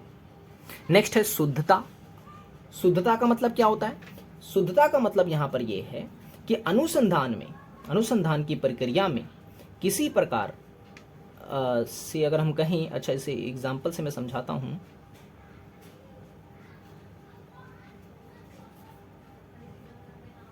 हाँ, जैसे कि मान लें आप अनुसंधान कर रहे हैं तो आप जिस उपकरण का प्रयोग कर रहे हैं वो उपकरण जो होना चाहिए वो अनुसंधान लायक होना चाहिए, ठीक है। तो ये चीज़ आपको याद रखनी है कि जब अनुसंधान आप कर रहे हैं, रिसर्च आप कर रहे हैं, तो जितने भी जो कुछ भी उपकरण आप इस्तेमाल कर रहे हैं वो जो है रिसर्च के अनुरूप होने चाहिए। नेक्स्ट है सामान्यकरण। सामान्यकरण का मतलब क्या होता है? सामान्यकरण का मतलब ये हो जाता है कि जितने भी आप सैंपल्स वगैरह ले रहे हैं, ठीक है, सैंपल वगैरह ले रहे हैं वो आम होने चाहिए, जो लोगों के समझ में आए, ठीक है। सामान्यकरण होना चाहिए उसका, कठोरता उसमें नहीं होनी चाहिए, ठीक है। तो इस तरीके से जो है ये सारे के सारे मैंने आपको अनुसंधान की विशेषताएं बताई। अच्छा, एक है अनुसंधान चक्रीय होना चाहिए। चक्रीय, चक्रीय का मतलब क्या होता है? सर्कुलर, सर्कुलर होने से रिसर्च का मतलब क्या होता है इसका? इसका मतलब ये हो गया कि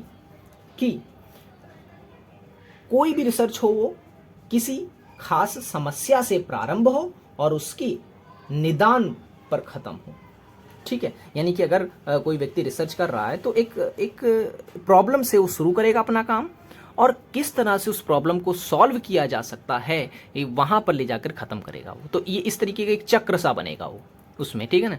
तो इस प्रकार से जो अनुसंधान होना चाहिए वो चक्रीय होना चाहिए, यानी कि सर्कुलर होना चाहिए।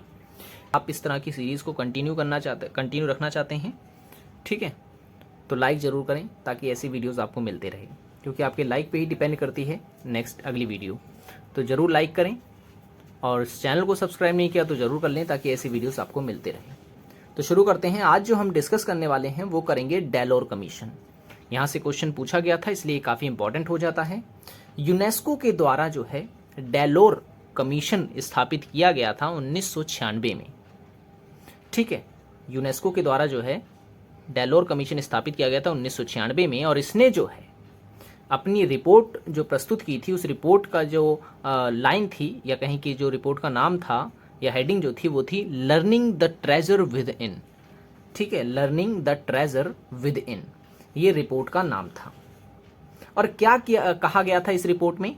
इस रिपोर्ट में कुछ विशेष जो मूल्य होते हैं उनको विकसित करने की बात की गई थी, जैसे कि सहकारी भावनाओं का विकास किया जाए लोगों में, ठीक है, शांति स्थापित की जाए, शांति का अर्थ समझाया जाए लोगों को, अहिंसा का पाठ पढ़ाया जाए, प्रेम के बारे में चर्चा की गई इसमें, पर्यावरण के प्रति जो है संवेदनशीलता लोगों के अंदर आए, इसके बारे में जो है बात की गई थी। और नेक्स्ट है लोकतांत्रिक भागीदारी, ठीक है, लोकतांत्रिक भागीदारी जो है लोगों के अंदर बढ़े।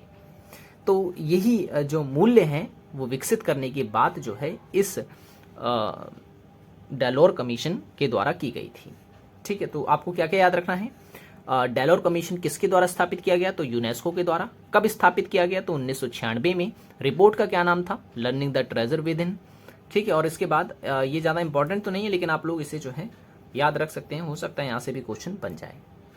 अब बात करेंगे जो है शिक्षा पर जो महान व्यक्तियों ने अपने विचार दिए हैं, कोट्स दिए हैं, उनके बारे में, ठीक है। यहाँ से भी क्वेश्चन पूछा जाता है, तो इसलिए जो है मैंने इस बार इसे इंक्लूड किया है इसमें। तो शिक्षा की अगर हम बात कर रहे हैं तो शिक्षा के बारे में सबकी अपनी अलग अलग राय होती है, ठीक है, अलग अलग विचार होते हैं। तो यहाँ पर जैसे स्वामी विवेकानंद है, ये क्या कहते हैं शिक्षा के बारे में? ये कहते हैं कि जो शिक्षा है वो मनुष्य में पहले से विराजमान पूर्णता का आविर्भाव है, ठीक है। ये किसने कहा? ये स्वामी विवेकानंद ने कहा है। अच्छा, मैं ये जितने भी विचार आपको बता रहा हूँ ये आप जरूर इसको जो है स्क्रीनशॉट करके लिख लें, क्योंकि अभी जो शिफ्ट में जितने भी एग्जाम हुए थे पिछली बार, हर एक शिफ्ट में जो है यहाँ से क्वेश्चन पूछा गया था, ठीक है। तो आप इसे जो है जरूर नोट डाउन करें। नेक्स्ट है रविंद्रनाथ टैगोर ने क्या कहा है शिक्षा पर? तो रविंद्रनाथ टैगोर कहते हैं कि शिक्षा जो है वो प्रकृति और सामाजिक संदर्भ से दूर ना हो, ठीक है। शिक्षा प्रकृति, ठीक है, प्रकृति और सामाजिक संदर्भ से दूर ना हो।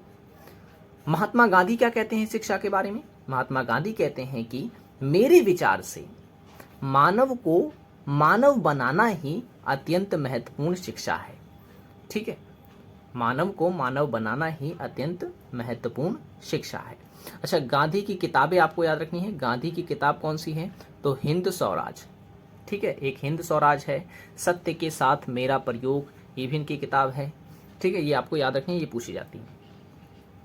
ओके, गांधी जी ने और भी, हालांकि मैं बता दूं, गांधी जी जो थे उन्होंने शिक्षा को हस्तकला से जोड़ने की बात की थी। ठीक है, वो कहते थे कि जो शिक्षा है वो किताबी नहीं होनी चाहिए, कुछ कौशल भी शिक्षा के साथ छात्रों को सिखाए जाने चाहिए जो कि उनके भविष्य में, उनके रोजगार में या कहीं की जीवन यापन करने में जो है सहायता करे। इस प्रकार की शिक्षा की बात जो है महात्मा गांधी ने की थी। आपने नई तालीम की थ्योरी पढ़ी होगी, अगर आप में से किसी ने बीएड वगैरह की है, ठीक है, तो बीएड में ये सब बताया जाता है कि नई तालीम का जो सिद्धांत है वो महात्मा गांधी के द्वारा दिया गया था, और किस तरह की शिक्षा जो है महात्मा गांधी चाहते थे ये उन्होंने बताया है। तो अच्छा, तो इतना पॉइंट तो आप समझ गए होंगे, किस तरह की शिक्षा की बात गांधी कर रहे हैं, आपको इस लाइन से पता चला होगा। दूसरी लाइन में वो क्या कहते हैं कि शिक्षा मात्र आत्म उन्नति के लिए होनी चाहिए। ठीक है, आत्म उन्नति के लिए शिक्षा होनी चाहिए। यहाँ पर जो है गांधी शिक्षा का उद्देश्य भी कहीं ना कहीं बता रहे हैं। और अरस्तु की अगर हम बात करें, जो कि राजनीति विज्ञान के जो है पिता कहलाते हैं, इन्होंने क्या कहा है, इन्होंने कहा है कि शिक्षा की जड़ें कड़वी होती हैं लेकिन फल जो होते हैं इसके मीठे होते हैं।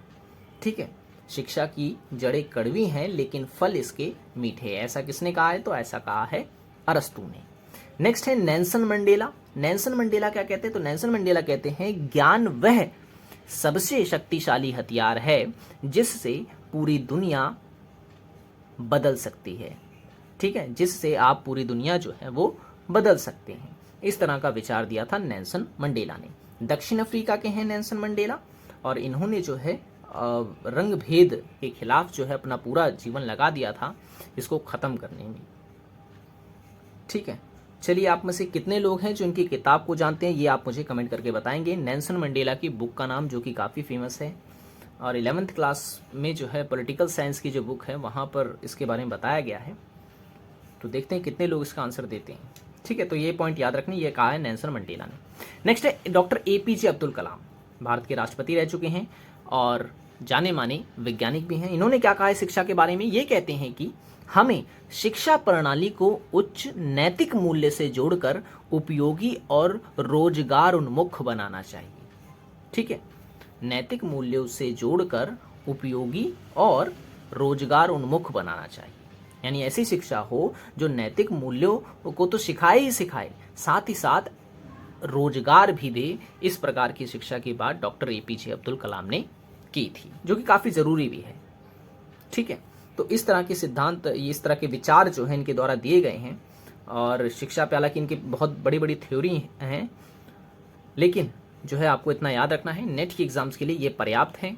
ठीक है, तो आई होप कि वीडियो आपको पसंद आया होगा। वीडियो पसंद आया हो तो लाइक ज़रूर करना, चैनल को सब्सक्राइब नहीं किया तो ज़रूर कर लें ताकि ऐसी वीडियोस आपको मिलते रहे।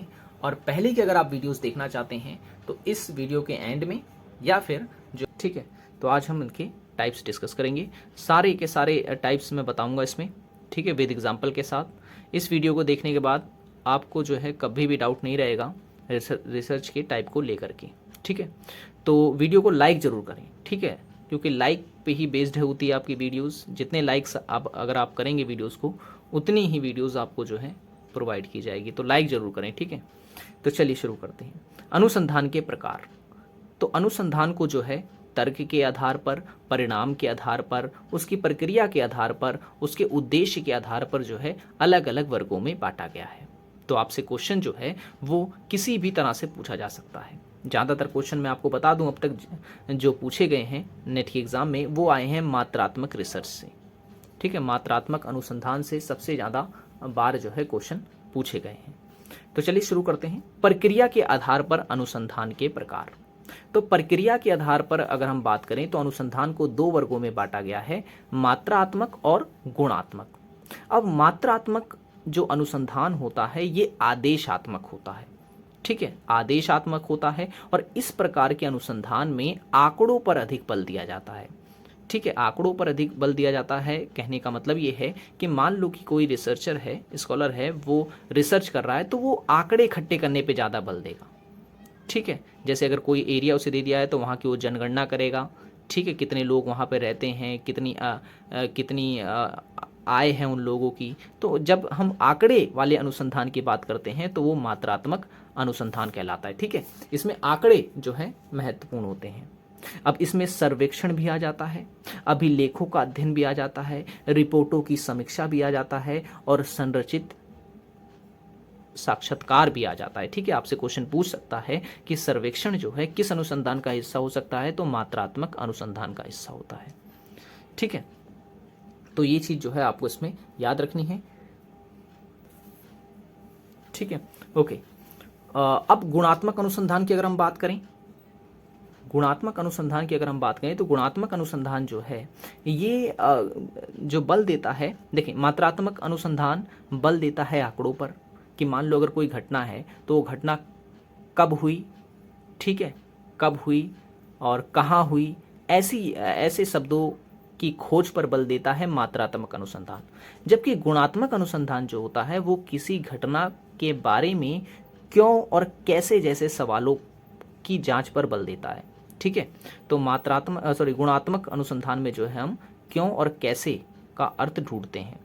ठीक है, गुणों पर बल दिया जाता है विशेष तौर पर इस प्रकार के अनुसंधान में, और इसमें प्रत्यक्ष अवलोकन किया जाता है। ठीक है, व्यक्तियों का, स्थान का, और उसके बाद इसमें व्यक्तिगत अध्ययन किया जाता है। ठीक है, गुणात्मक अनुसंधान में तो हम कह सकते हैं प्रत्यक्ष अवलोकन और व्यक्तिगत अध्ययन जो है वो गुणात्मक अनुसंधान में आता है। जबकि मात्रात्मक अनुसंधान में क्या आता है, सर्वेक्षण, अभिलेख अध्ययन, रिपोर्ट समीक्षा और संरचित साक्षात्कार। ठीक है, अब बात करते हैं परिणाम के आधार पर अनुसंधान। तो परिणाम के आधार पर अनुसंधान जो है दो वर्गों में बांटा गया है, मौलिक अनुसंधान और व्यवहारिक अनुसंधान। मौलिक अनुसंधान में होता यह है कि जब हम लोग किसी ऐसे विषय के बारे में ज्ञान अर्जित करने पर बल देते हैं जिस पे पहले से ही जो है मतलब खोज की जा चुकी है। ठीक है, उसके और बारीकी से जानने के लिए जो है हम जब रिसर्च करते हैं तो उसे हम कहते हैं मौलिक अनुसंधान। ठीक है, जैसे कि अगर मैं एग्जांपल लूँ कि प्लेटो का, जैसे अगर आप पॉलिटिकल साइंस के स्टूडेंट हैं तो प्लेटो के बारे में जानते होंगे, तो प्लेटो के ऊपर रिसर्च ऑलरेडी की गई है, लेकिन फिर भी जो है उस पर फिर से दोबारा रिसर्च की जाए, यानी कि ज्ञान के अंदर का ज्ञान ढूंढने की जब कोशिश की जाती है तो उसे मौलिक अनुसंधान कहते हैं। ठीक है, इसका मेन मोटिव यही होता है कि ज़्यादा से ज़्यादा ज्ञान में वृद्धि करना। ठीक है, और नेक्स्ट है सिद्धांत निर्माण करना, ये भी जो है मौलिक अनुसंधान का हिस्सा होता है। तो ये क्वेश्चन पूछा जाता है कि सिद्धांत निर्माण जो है वो किस अनुसंधान का हिस्सा है, जिसमें जो है सिद्धांत या थ्योरी बनाई जाती है, वो है मौलिक अनुसंधान का हिस्सा। व्यवहारिक अनुसंधान क्या होता है, तो व्यवहारिक अनुसंधान जो होता है ये ऐसा अनुसंधान है जो किसी समस्या के समाधान से जुड़ा होता है। ठीक है, जैसे कि कोई हाल की समस्या हो गई और उस समस्या के समाधान के लिए जो है जब हम अनुसंधान या कोई खोज करते हैं तो उसे व्यवहारिक अनुसंधान कहते हैं। ठीक है, इसके माध्यम से हम किसी घटना को समझते हैं। ठीक है, तो आपसे क्वेश्चन पूछेगा समस्या समाधान किस अनुसंधान का हिस्सा है, तो व्यवहारिक अनुसंधान का हिस्सा है। अच्छा, तर्क के आधार पर भी देखें जो है अनुसंधान को दो वर्गों में बांटा गया है, आगमन और निगमन। आगमन में ये होता है कि हम जो है कहें कि विशेष से सामान्य की ओर जाते हैं। ठीक है, इसमें हम किसी भी विषय के बारे में सोच विचार आदि करते हैं। जबकि निगमन ये होता है, निगमन जो होता है इसमें हम सामान्य से विशिष्ट की ओर जाते हैं। ठीक है, सामान्य से विशिष्ट की ओर जाते हैं। जैसे एग्जाम्पल के तौर पर ले लें कि जैसे मान लें कि कोई चैप्टर पढ़ाया जा रहा है विज्ञान का, तो थ्योरी आपने बता दी, अब थ्योरी का उसका जब आप प्रैक्टिकल कराते हैं, ठीक है, विशेष ज्ञान की खोज करने पे बल देते हैं, तो हम कहते हैं कि आप निगमन विधि या निगमन अनुसंधान में जा रहे हैं। ठीक है, तो ये सामान्य और विशिष्ट आपको याद रखना है। ओके, अब बात करते हैं उद्देश्य के आधार पर। तो देखिए, उद्देश्य के आधार पर भी जो है अनुसंधान को 5 वर्गों में बांटा गया है, वर्णनात्मक, सहसंबंधात्मक, व्याख्यात्मक, समावेशी अनुसंधान और प्रयोगात्मक अनुसंधान। तो वर्णनात्मक अनुसंधान जो है वो 3 टाइप के होते हैं, एक घटना उत्तर, ऐतिहासिक और विश्लेषणात्मक। घटना उत्तर अनुसंधान वह अनुसंधान होता है जो किसी घटना के बाद जिसके बारे में जाना जाता है, तो उसे हम कहते हैं घटना उत्तर अनुसंधान। ऐतिहासिक अनुसंधान वह होता है जिसमें हम किसी भी घटना को इतिहास से जोड़ करके समझते हैं। ठीक है, इतिहास से जोड़ करके हम जब किसी घटना को समझते हैं तो वो ऐतिहासिक अनुसंधान कहलाता है। और विश्लेषणात्मक अनुसंधान जो है वो एक प्रकार का ऐसा अनुसंधान होता है जिसमें हम तथ्यों आदि की का जो है इस्तेमाल करके उसका फिर जो है मूल्यांकन वगैरह करते हैं, तो वो विश्लेषणात्मक अनुसंधान कहलाता है। अब सहसंबंधात्मक अनुसंधान क्या है? तो सहसंबंधात्मक अनुसंधान में होता ये है कि इसमें दो पहलुओं के बीच के संबंध का अध्ययन किया जाता है। आपने देखा होगा कि अगर कोई भी ऐसे विषय होते हैं, कोई भी ऐसा घटना होती है जिसके दो पहलू होते हैं, तो जब उन दो पहलुओं के बीच के संबंधों का अध्ययन किया जाता है तो वो सहसंबंधात्मक अनुसंधान कहलाता है। ठीक है, सहसंबंधात्मक अनुसंधान। और व्याख्यात्मक अनुसंधान, व्याख्यात्मक अनुसंधान जो है, ये जो अनुसंधान है ये किसी घटना या समस्या के बारे में कैसे और क्यों का अर्थ ढूंढता है। ठीक है, जैसे मान लो कोई घटना है, अब वो कैसे हुई और क्यों हुई, जब इस बारे में हम खोजते हैं तो वो कहलाता है व्याख्यात्मक अनुसंधान। ठीक है, कैसे और क्यों पर बल देता है ये। ठीक है, जैसे कि मैंने गुणात्मक अनुसंधान में भी आपको बताया था ये। ठीक है, ओके। और समावेशी अनुसंधान, समावेशी अनुसंधान होता ये है, तो एक चीज आप याद रखें, समावेशी अनुसंधान को जो है लघु अनुसंधान का लघु रूप कहते हैं, या कहीं कि छोटा रिसर्च भी कहते हैं हम इसे। ठीक है, याद रखना है आपको, समावेशी अनुसंधान को लघु रिसर्च भी कहते हैं। तो इस अनुसंधान में होता यह है कि छोटे विषयों पर बल दिया जाता है, जैसे अनुसंधान का उद्देश्य क्या है, पृष्ठभूमि क्या है, तथ्य कौन कौन से हैं, समस्याओं को जो है इसमें परिभाषित किया जाता है। तो ये सब चीज़ें जो हैं समावेशी अनुसंधान के अंतर्गत आती हैं। प्रयोगात्मक अनुसंधान, प्रयोगात्मक अनुसंधान के अंतर्गत होता ये है कारणों और उसके प्रभाव के बीच जो है संबंध का जो है अध्ययन किया जाता है इसमें, तो वो कहलाता है प्रयोगात्मक अनुसंधान। ठीक है, कारक और प्रभाव का, जैसे अभी कोरोना था।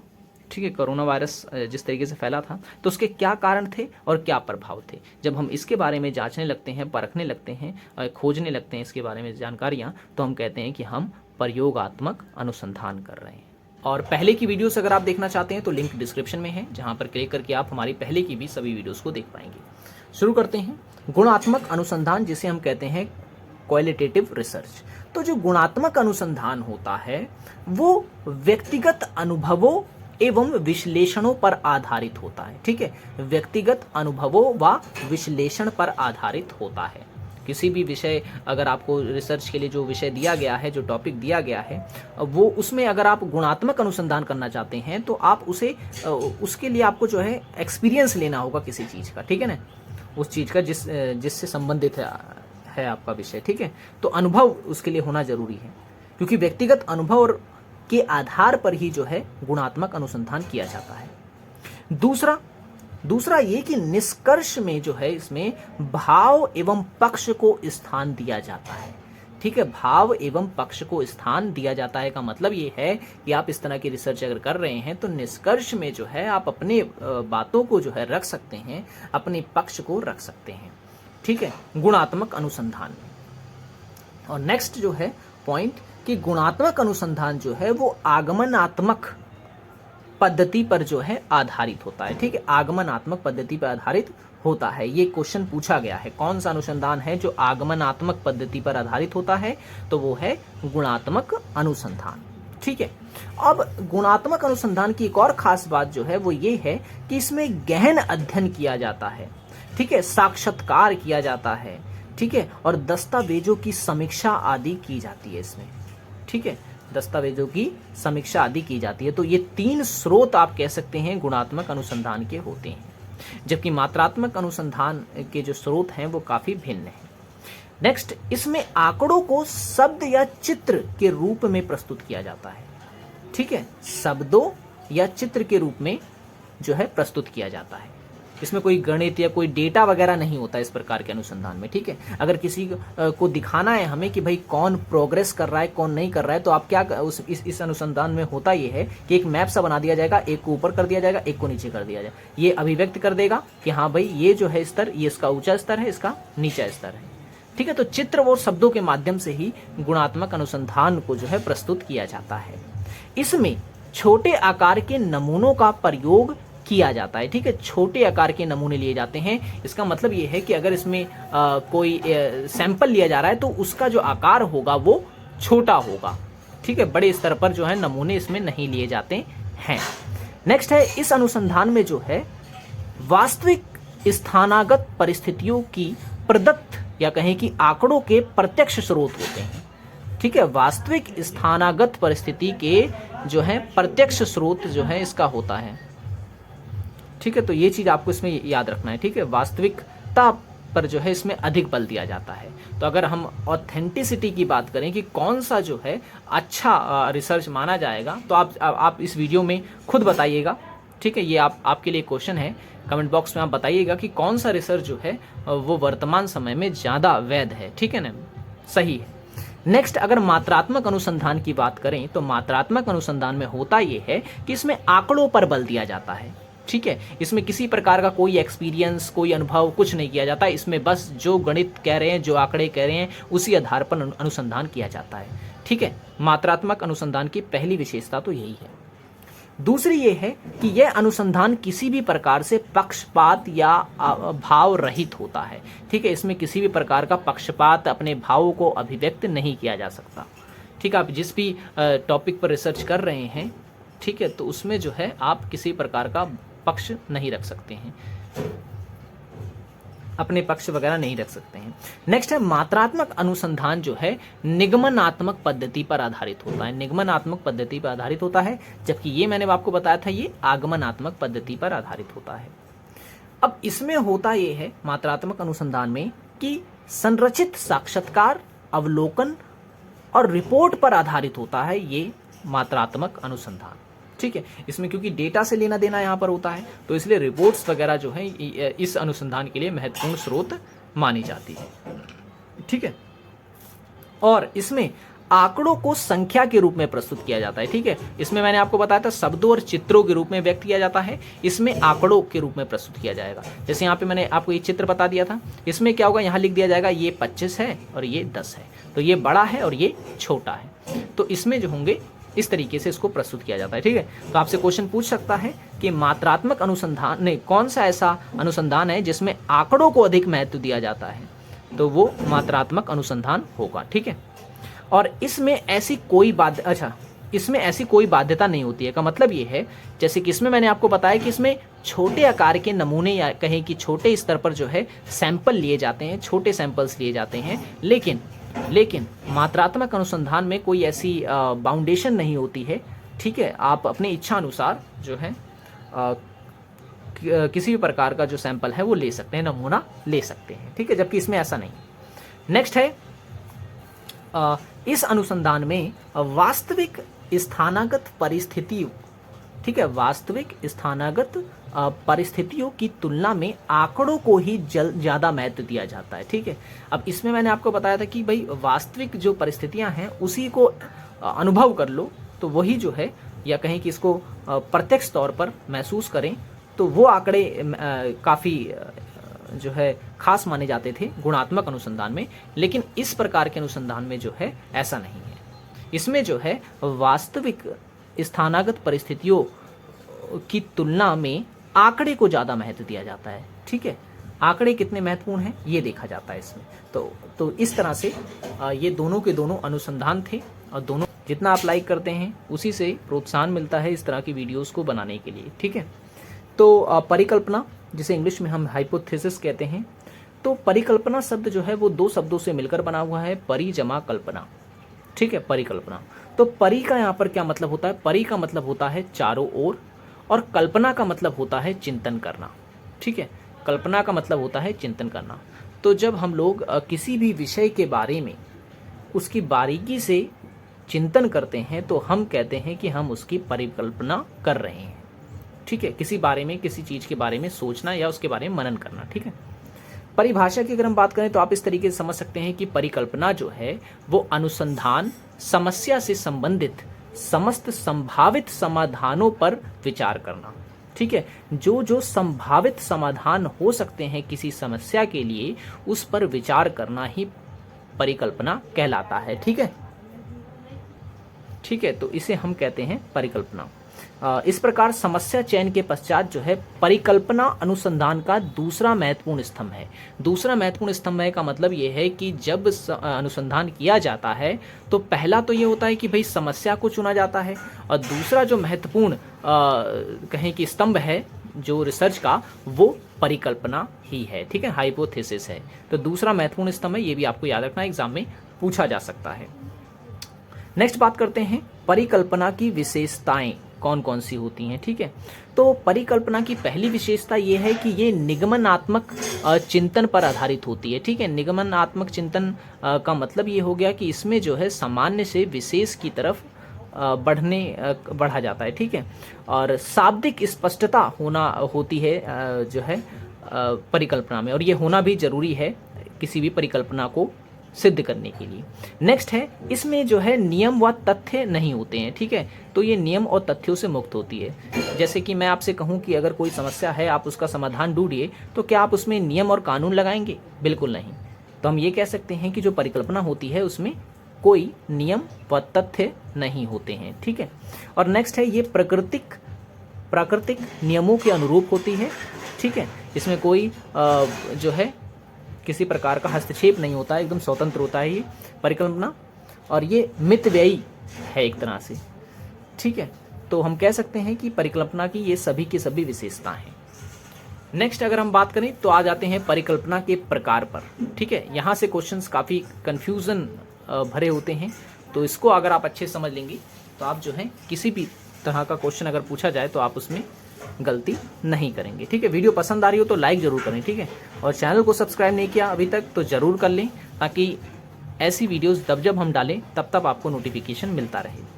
और पहले की अगर आप वीडियोस को देखना चाहते हैं तो लिंक मैंने डिस्क्रिप्शन में दे दिया है, वहाँ पे क्लिक करके आप हमारी पहले की जो है MCQ वगैरह की वीडियोस को देख पाएंगे। ठीक है, जहाँ पे मैंने प्रीवियस ईयर के क्वेश्चन सॉल्व करवा रखे हैं, कुछ टॉपिक्स को भी जो है मैंने बाकायदा एक्सप्लेन किया है वहाँ पर।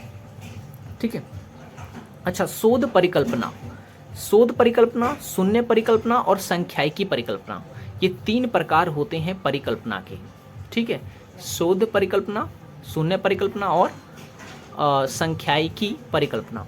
तो जो शोध परिकल्पना है, इसके अंतर क्या होता है कि करके सीखने वाले सिद्धांत जो है ना, करके सीखने के सिद्धांत पर जो है ये आधारित होता है, इस तरह की परिकल्पना।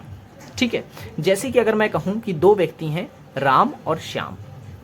ठीक है, राम और श्याम, और मुझे इनकी हाइट जो है पता करनी है। ठीक है, तो बिना पता किए अगर हम इस पे अनुमान लगाएंगे तो वो जो है उचित नहीं होगा। ठीक है, तो इसमें चेक करना पड़ेगा कि भाई कौन बड़ा है कौन छोटा है। ठीक है, तो इस प्रकार की परिकल्पना जो होती है ये शोध परिकल्पना कहलाती है। ये 2 प्रकार की होती है, एक दिशात्मक और एक आदिशात्मक। ठीक है, दिशात्मक और आदिशात्मक। अब मैं आपको समझा देता हूँ दिशात्मक क्या है और आदिशात्मक क्या होती है। जैसे कि अगर मैं कहूँ कि राम की हाइट जो है श्याम से छोटी है।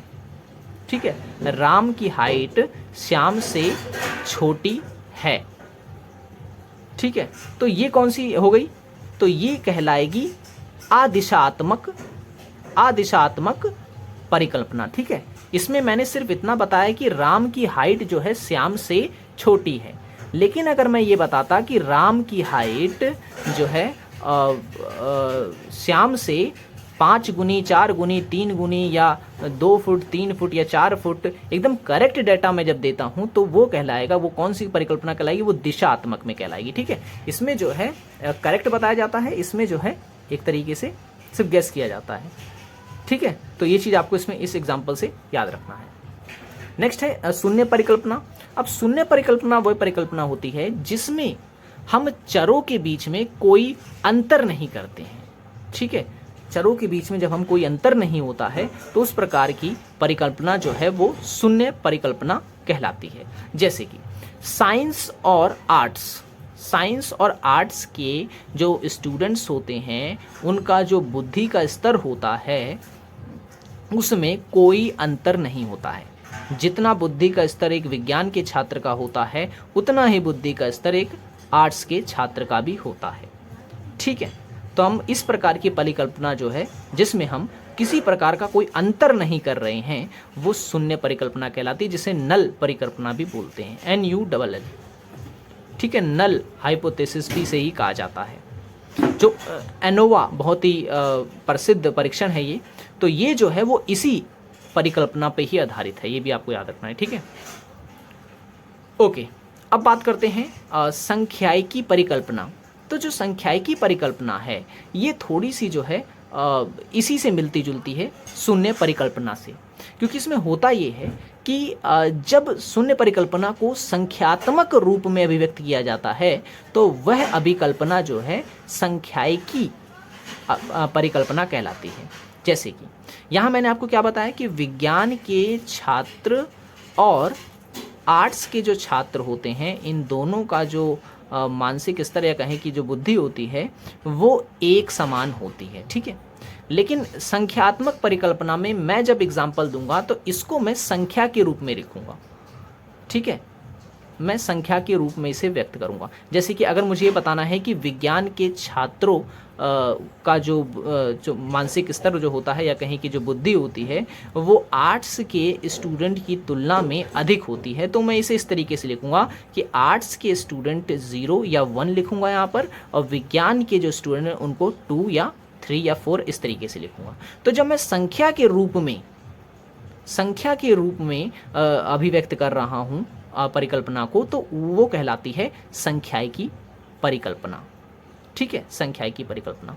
और एक चीज़ आप याद रखें कि जो संख्यायिकी परिकल्पना है वो किस पर आधारित होती है, वो शून्य परिकल्पना का ही संख्यात्मक रूप होता है, ठीक है। इसी चीज़ को मैंने जो है यहाँ पर संख्या के रूप में प्रस्तुत किया है, ठीक है। तो ये 3 प्रकार जो है आपको याद होने चाहिए, यही एग्जाम में बार बार रिपीट होते हैं, ठीक है। तो अगर आप नेट की तैयारी कर रहे हैं तो आप हमारी पहले की वीडियोस को भी देख सकते हैं। टीचिंग एप्टीट्यूड, रिसर्च एप्टीट्यूड पर ऑलरेडी जो है हमने वीडियोस बनाई हैं, और इस तरह की वीडियोस में मैं आपको जो है इंपॉर्टेंट पॉइंट्स डिस्कस करता हूं जहां से क्वेश्चन जो है ज़्यादा पूछे जाते हैं एग्जाम में, ठीक है। तो कम्युनिकेशन जो टॉपिक है यहाँ से 5 क्वेश्चन आपसे पूछे जाते हैं। तो जिन जिन क्षेत्रों से क्वेश्चन पूछे जाते हैं वो सभी जो क्षेत्र हैं उनको मैं आपसे डिस्कस करूँगा। तो संप्रेषण, जिसे संचार भी कहते हैं, तो अलग अलग विद्वानों ने जो है इसकी अलग अलग परिभाषा दी है, ठीक है। लेकिन हम ये कह सकते हैं कि संप्रेषण या संचार वह है जिसमें विचार, संदेश, दृष्टिकोण, मत आदि का परस्पर मौखिक, लिखित या सांकेतिक आदान प्रदान होता है, ठीक है। एक बार फिर से बता देता हूं मैं, विचार, संदेश, दृष्टिकोण, मत आदि का परस्पर मौखिक, लिखित व सांकेतिक आदान प्रदान ही संचार कहलाता है, ठीक है। अब जो संचार है वो एक रेखीय प्रक्रिया मानी जाती है जिसमें सेंडर, मैसेज और रिसीवर ये 3 होते हैं।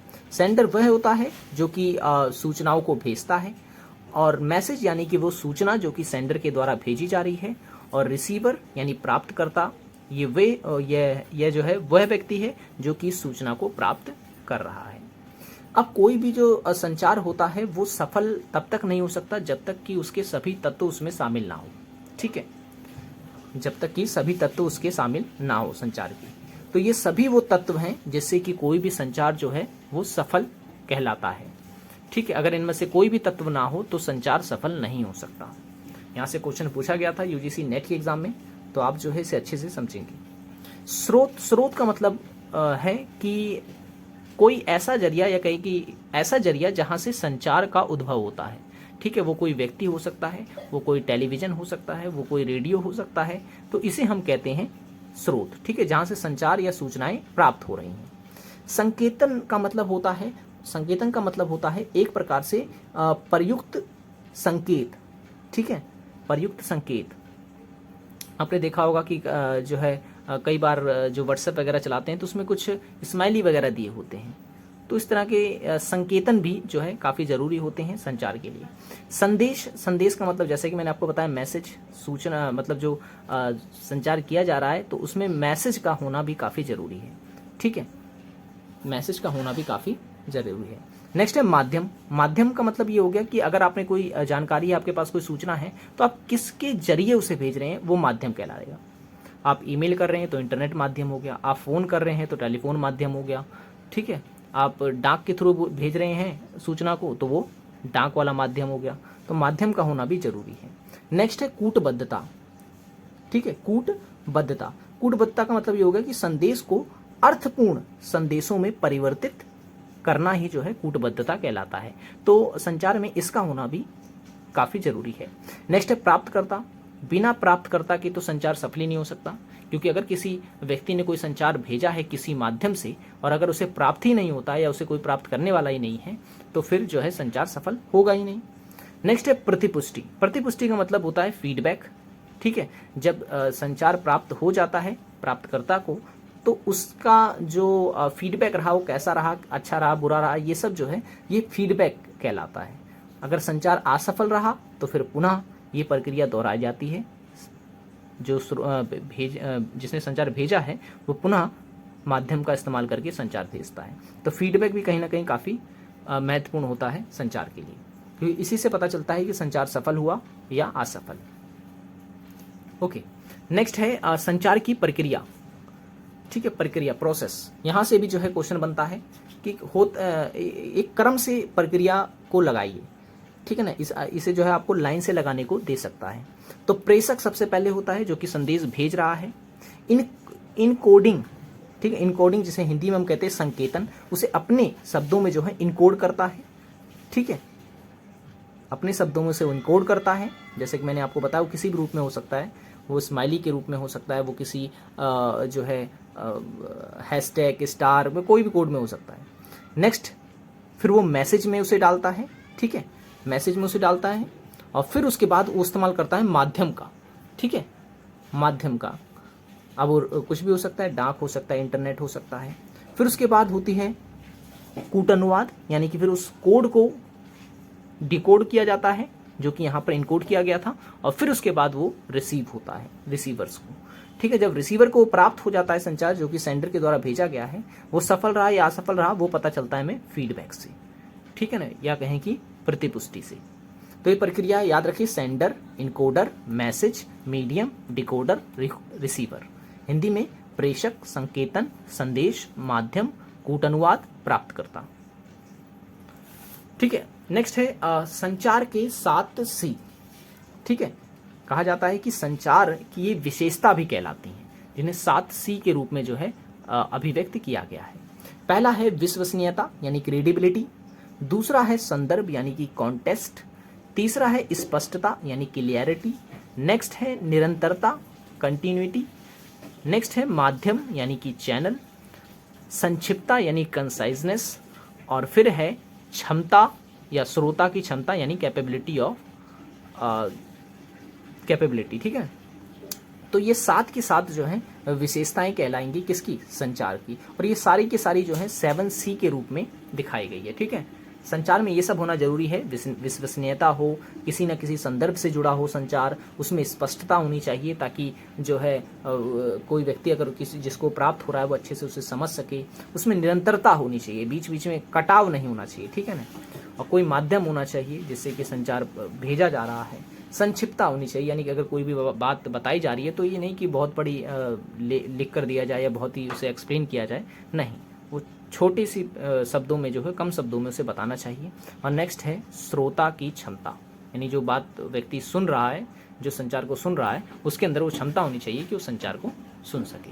तो अगर ये सभी 7 तत्व अगर हैं तो जो है संचार सफल होता है, ठीक है। ये विशेषताएं हालांकि उसकी। नेक्स्ट है संचार के 4 S, ठीक है ना, 4 S, जिसमें पहला है शॉर्टनेस यानी संक्षिप्तता, नेक्स्ट है साधारण यानी सिंप्लिसिटी, फिर है शक्ति स्ट्रेंथ, नेक्स्ट है सजगता यानी कि सिंसियरिटी। ये 4 S की थ्योरी भी जो है दी गई है। अब किसने दी है ये ज़्यादा इंपॉर्टेंट नहीं है, लेकिन सारे वर्ड्स आपको जो है इसमें याद होने चाहिए। 4S का मतलब ये हो गया शॉर्टनेस, सिंप्लिसिटी, स्ट्रेंथ और सेंसियरिटी। ये आपको पता होना चाहिए क्योंकि एग्जाम में आपसे पूछ सकता है कि इनमें से कौन सा ऐसा वर्ड है जो कि 4S में शामिल नहीं है। हो सकता है यहाँ पर आपको जो है सिंपल कोई वर्ड दे दे, अच्छा सिंप्लिसिटी दे रखा है इसमें, स्मार्ट कोई वर्ड दे दे, तो स्मार्ट कहे कि इनमें से बताइए कि कौन सा ऐसा वर्ड है जो संचार के 4S में शामिल नहीं है। तो आपको अगर पता रहेगा कि शॉर्टनेस है, सिंप्लिसिटी है, स्ट्रेंथ है, सेंसियरिटी है, स्मार्ट पे आप टिक कर देंगे क्योंकि स्मार्ट ऐसा है जो कि 4S में शामिल नहीं है। ठीक उसी प्रकार से C से रिलेटेड भी क्वेश्चन बन जाते हैं, ठीक है। तो ये चीज़ आपको जो है याद रखनी है, आप चाहें तो इससे नोट डाउन भी कर सकते हैं। ठीक है, तो आज हमने क्या क्या डिस्कस किया? आज हमने डिस्कस किया कि संचार रियल में है क्या, फिर संचार के क्या क्या तत्व होते हैं। ठीक है, फिर उसके बाद हमने बात की संचार की प्रक्रिया की, फिर उसके बाद संचार के जो 7 सी हैं उन पर हमने डिस्कस किया, फिर हमने बात की संचार के जो 4 एस हैं उसके बारे में। और ये जो 7 सी और 4 एस हैं ये सारे के सारे शुरू करते हैं। संचार के प्रकार। देखिए, संचार को 2 वर्गों में विभाजित किया गया है। एक है अंतव्यक्तिक संचार और एक है अंतर्व्यक्तिक संचार। ठीक है, इंग्लिश में इसे हम कहेंगे इंट्रापर्सनल कम्युनिकेशन और इसे कहते हैं इंटरपर्सनल कम्युनिकेशन। ठीक है, संचार को 2 वर्गों में बांटा गया है, अंतव्यक्तिक संचार और अंतर्व्यक्तिक संचार। ठीक है, ओके। अब अंतव्यक्तिक संचार क्या होता है? अंतव्यक्तिक संचार वह संचार होता है जिसमें आत्मविवेचना, आत्मविश्लेषण, तर्क वितर्क और अंतद्वंद आदि शामिल होता है। ठीक है, अंतद्वंद आदि शामिल होता है।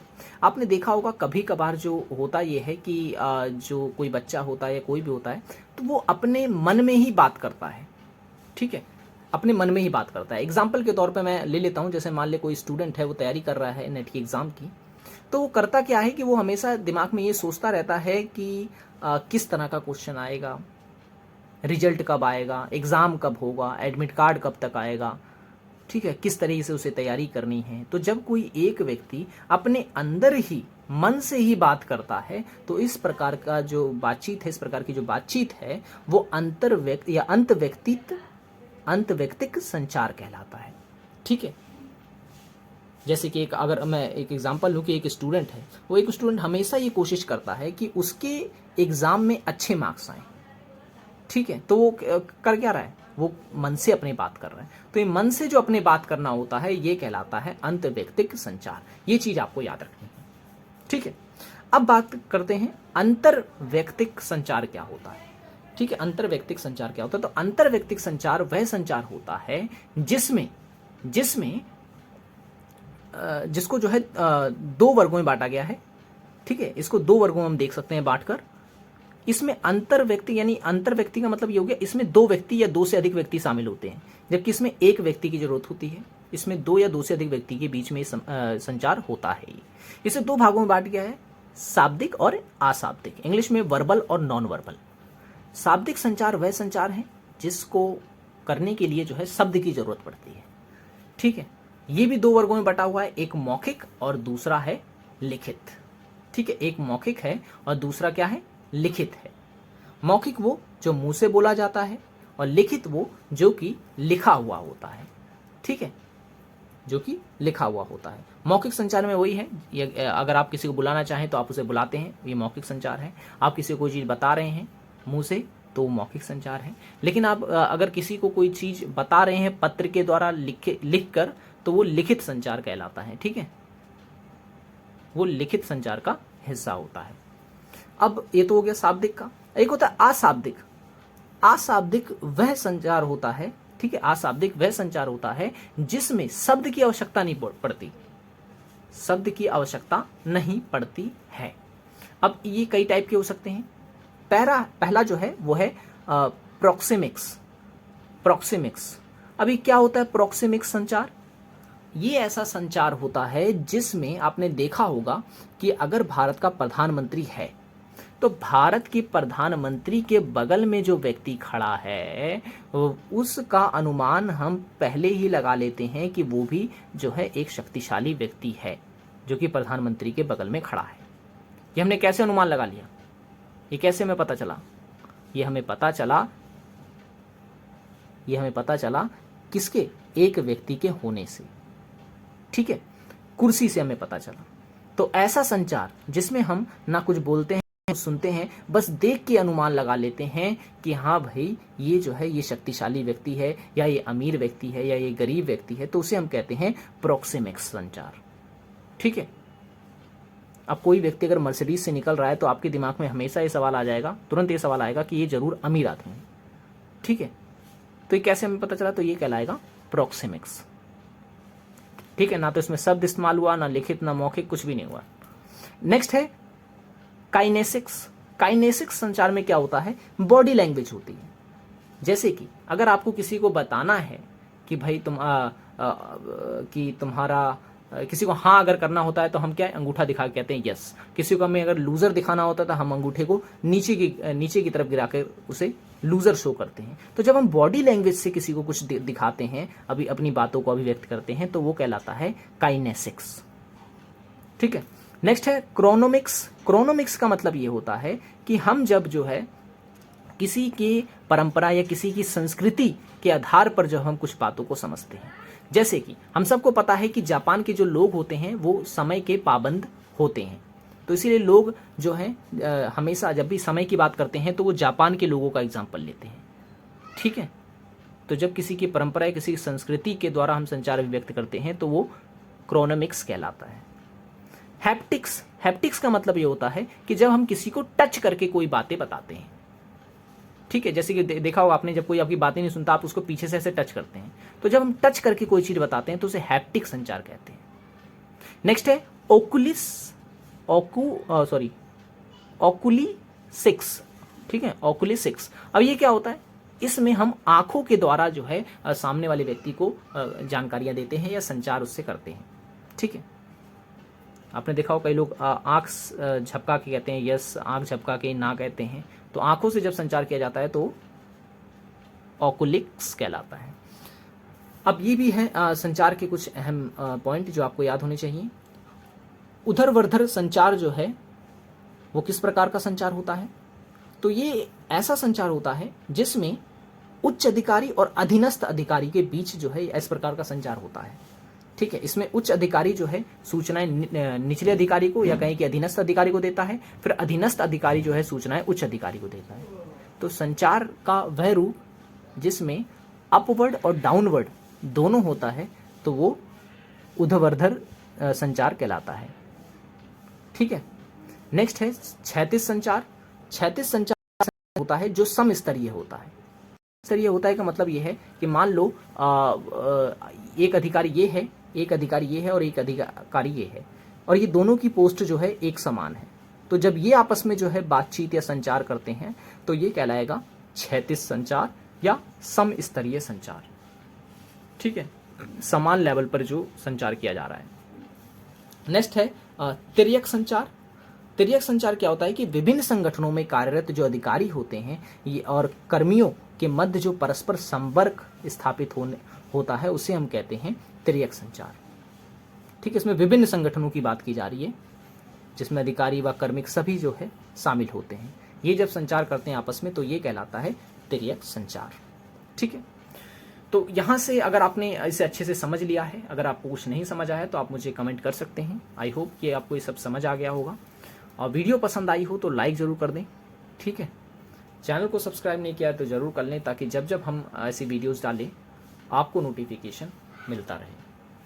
पहले की वीडियोस अगर आपने नहीं देखी है तो आप उसे ज़रूर देख लें। हम इस टॉपिक डिस्कस करने वाले तो अब जो बैरियर्स होते हैं या कहीं की जो बाधाएं होती हैं वो कितनी टाइप्स की होती हैं ये भी हम डिस्कस करेंगे। ठीक है, तो वीडियो अगर आपको पसंद आ रही है इस तरह की तो आप लाइक ज़रूर करें, क्योंकि आपके लाइक पे ही डिपेंड करती है आपकी आने वाली वीडियोस। अगर आप से ज़्यादा वीडियोस को लाइक कर रहे हैं तो जो है हमारा जो है हमें प्रोत्साहन मिलता है इस तरह की वीडियोस बनाने का। और उसके बाद अगर आपने हमारी पहले की वीडियोस को नहीं देखा है तो ज़रूर देखें, लिंक डिस्क्रिप्शन में है। हम लोग teaching aptitude research aptitude already कर चुके हैं। ठीक है, और ये हमारी कम्युनिकेशन की तीसरी वीडियो है, 2 वीडियो हम ऑलरेडी इसमें अपलोड कर चुके हैं। ठीक है, संचार की बाधाएं। ठीक है, संचार की बाधाएं हम 3 वर्गों में बांट सकते हैं।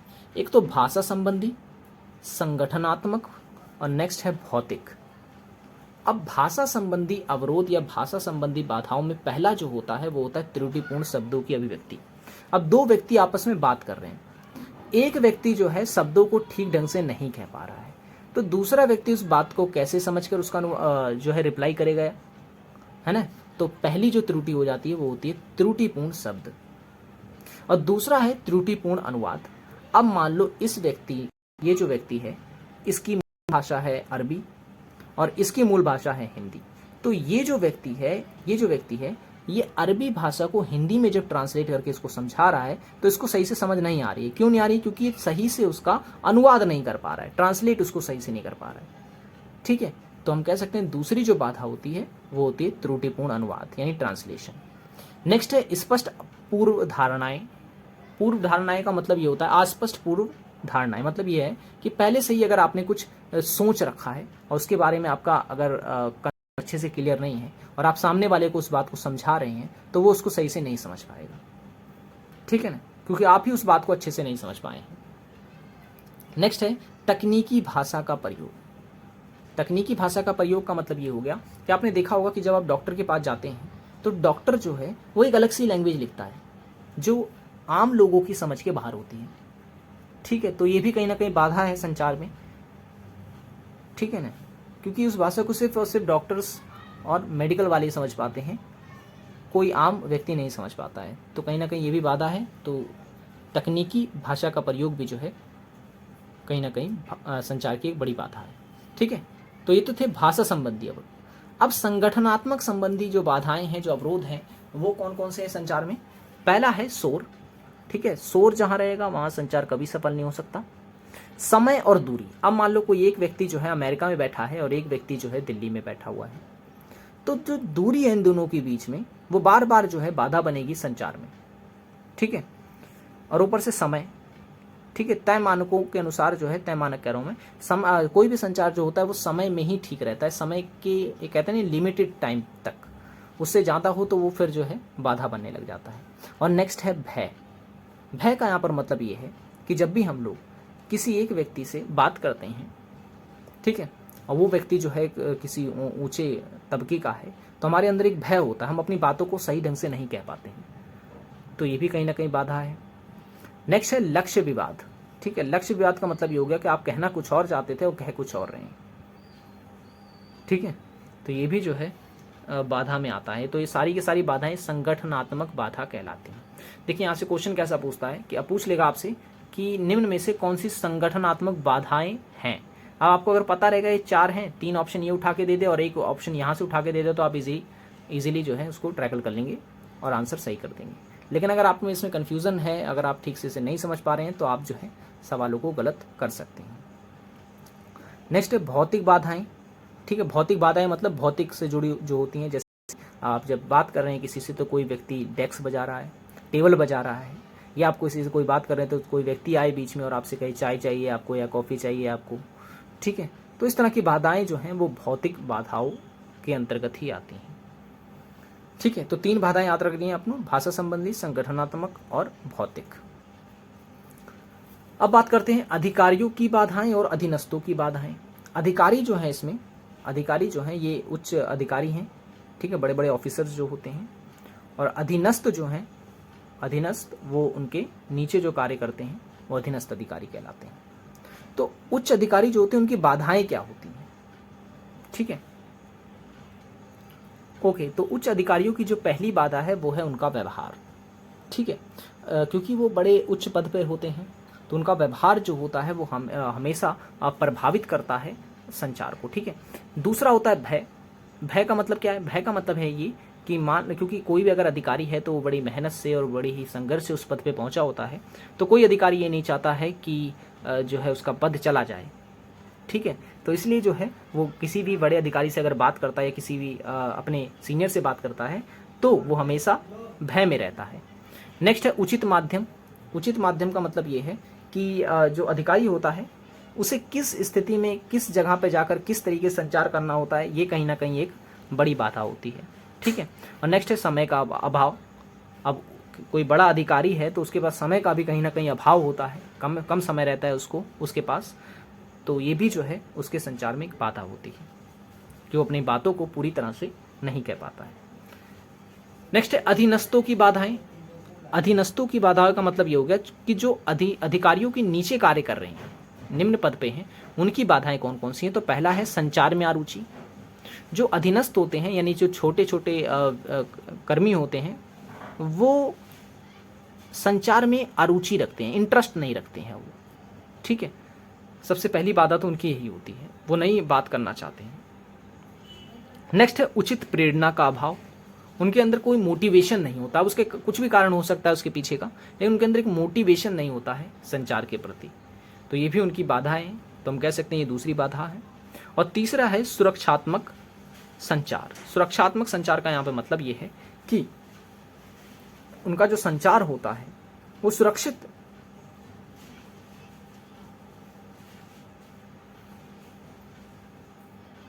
मतलब सुरक्षात्मक संचार का मतलब यहाँ पे ये हो गया कि मान लो कि कोई अधिकारी है, ठीक है, कोई अधिकारी है, तो वो अधिकारी से अगर बात कर रहे हैं तो हमेशा वो ये कोशिश करते हैं कि कोई गलत शब्द ना निकल जाए उनसे, या कुछ गलत रिपोर्ट ना हो जाए उनसे, ठीक है ना। बहुत सी ऐसी चीज़ें होती हैं जिनका वो ध्यान रख कर ही ये बात करते हैं। तो कहीं ना कहीं सुरक्षात्मक संचार जो है बचाव के चक्कर में भी जो है कभी कभार संचार गलत हो जाता है, तो ये भी जो है अधीनस्थ की या अधीनस्थों की जो है बाधाएं ही है, ठीक है।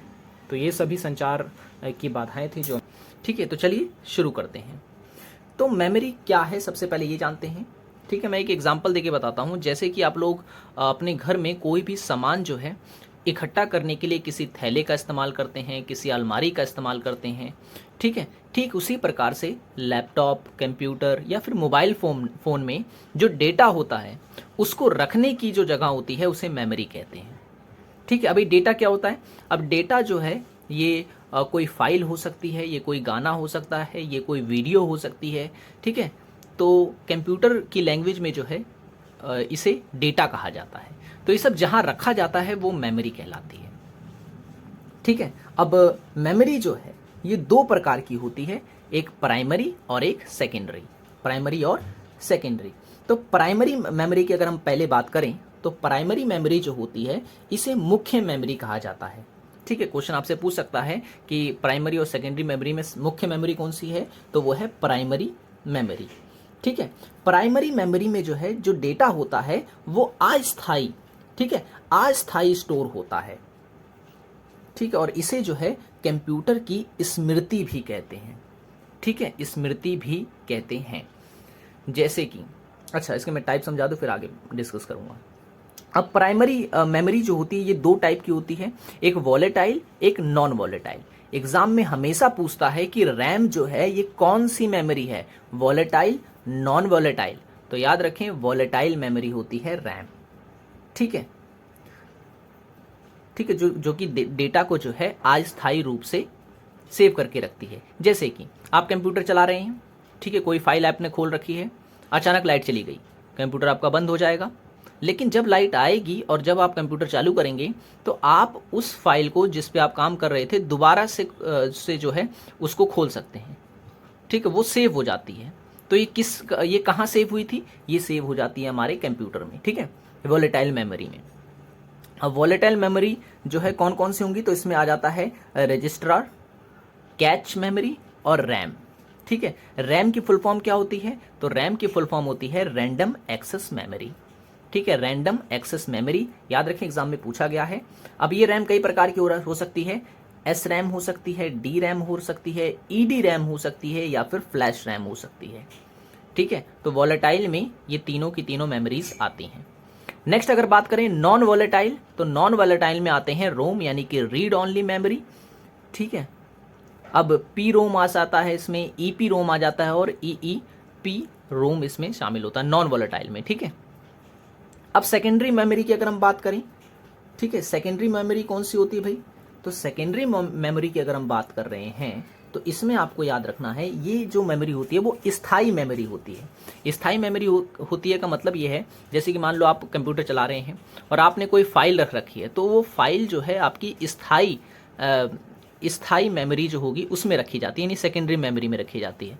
अब चाहे आप कंप्यूटर बंद करें या फिर चालू करें या कुछ भी करें, वो डेटा आपका हमेशा सेव रहेगा। आप अगर कंप्यूटर को तोड़ भी देते हैं तो भी जो है आप अपना डेटा पा सकते हैं, ठीक है, अगर वो डेटा सेकेंडरी मेमोरी में रखा है तो, ठीक है। तो सेकेंडरी मेमोरी भी दो टाइप की होती है, एक होती है मैग्नेटिक, ठीक है, मैग्नेटिक मेमोरी, एक होती है ऑप्टिकल मेमोरी, ठीक है। अब मैग्नेटिक मेमोरी में कौन कौन सी मेमोरी आ जाती हैं? तो tape, hard disk, zip disk और एफडीडी, ठीक है। ये चारों नाम आपको याद होने चाहिए, ये मैग्नेटिक मेमोरी के एग्जाम्पल हैं। एग्जाम में पूछ सकता है इनमें से कौन सी मैग्नेटिक मेमोरी नहीं है या मैग्नेटिक मेमोरी है, तो आपको याद होना चाहिए। नेक्स्ट है ऑप्टिकल मेमोरी। ऑप्टिकल मेमोरी में आ जाती हैं सीडी रोम, डीवीडी रोम और डीवीडी राइडर, ठीक है ना। तो इस तरीके से ये भी आपको याद रखना है। ज़्यादा फैला के मैं आपको नहीं बताऊंगा, वरना फिर वो काफ़ी कन्फ्यूज़न भरा हो जाएगा। अब कुछ इंपॉर्टेंट पॉइंट्स भी आपको मैं बता दूं, जैसे कि 1 गीगाबाइट यानी जीबी जो होती है वो किसके बराबर होती है, तो आपको याद रखना है कि ये 1 अरब के बराबर होती है, या कहें कि 1 बिलियन को प्रदर्शित करती है। ये क्वेश्चन पूछा गया था कि 1 जीबी जो है किसको प्रदर्शित करती है, तो 1 बिलियन को प्रदर्शित करती है, या हिंदी में कहें कि 1 अरब को प्रदर्शित करती है। और 1 जीबी बराबर किसके होती है, तो 2 की पावर 30 बिट्स के बराबर होती है। ये भी आपको याद रखना है कि 1 जीबी जो है बराबर होती है किसके, 2 की पावर 30 बिट्स पर। और यहाँ पे बिट का क्या अर्थ होता है, तो बिट का यहाँ पर अर्थ है बाइनरी डिजिट। बाइनरी डिजिट जो कि 0 और 1 के रूप में होते हैं, ठीक है, 0 और 1 के रूप में लिखी जाती है। और एक चीज़ और पूछी जाती है एग्जाम में, बर्निंग क्या होता है, ठीक है, या बर्न करना किसे कहते हैं। तो मैं बता दूं, जब आप सीडी राइट करते हैं, ठीक है, जब कोई डेटा आप सीडी के अंदर डालते हैं, जैसे कंप्यूटर में कोई गाना है या फिर कोई वीडियो है या फिर कोई फाइल है, और आप चाहते हैं कि उसे अपनी सीडी में डालना, ठीक है ना, सीडी कॉम्पैक्ट डिस्क में डालना चाहते हैं, तो आप जिस तरीके से, जिस प्रक्रिया से आप वो डेटा डाल रहे हैं, उस प्रक्रिया को ही बर्निंग कहते हैं, ठीक है, सीडी बर्न करना कहते हैं। इसके तहत होता यह है कि आपका डेटा सीडी में आ जाता है। ओके, अब पार्ट्स ऑफ कंप्यूटर की बात कर लेता हूँ, मेन पार्ट्स ऑफ कंप्यूटर। हालांकि बहुत सारे पार्ट्स अगर हम इसमें देखना चाहें बन जाते हैं। तो अगर आपसे पूछे द ब्रेन ऑफ कंप्यूटर कौन सा है, ठीक है ना, ब्रेन ऑफ कंप्यूटर या माइंड ऑफ कंप्यूटर, तो वो होता है सीपीयू, सेंट्रल प्रोसेसिंग यूनिट। सबसे मेन पार्ट है कंप्यूटर का, बिना इसके कंप्यूटर नहीं चलाया जा सकता। अब इसी के अंदर ही काफ़ी सारे पार्ट्स लगे होते हैं। इसी के अंदर रैम होती है, इसी के अंदर हार्ड डिस्क होती है, इसी के अंदर मदरबोर्ड होता है, इसी के अंदर एसएमपीएस होता है, ठीक है, सब कुछ जो है इसी के अंदर डाला होता है। तो इसीलिए इसे ब्रेन ऑफ कंप्यूटर भी कहते हैं। ओके, ये है मॉनिटर, ठीक है ना, मॉनिटर जिसमें कि आप कोई भी डेटा वगैरह जो कुछ भी होता है आप डिस्प्ले होता है जिसे आप देखते हैं। और ये है कीबोर्ड जिससे कि आप कुछ भी कमांड देते हैं। और ये है माउस जो कि कर्सर के रूप में काम करता है, ठीक है। तो ये मेन पार्ट्स ऑफ कंप्यूटर हैं।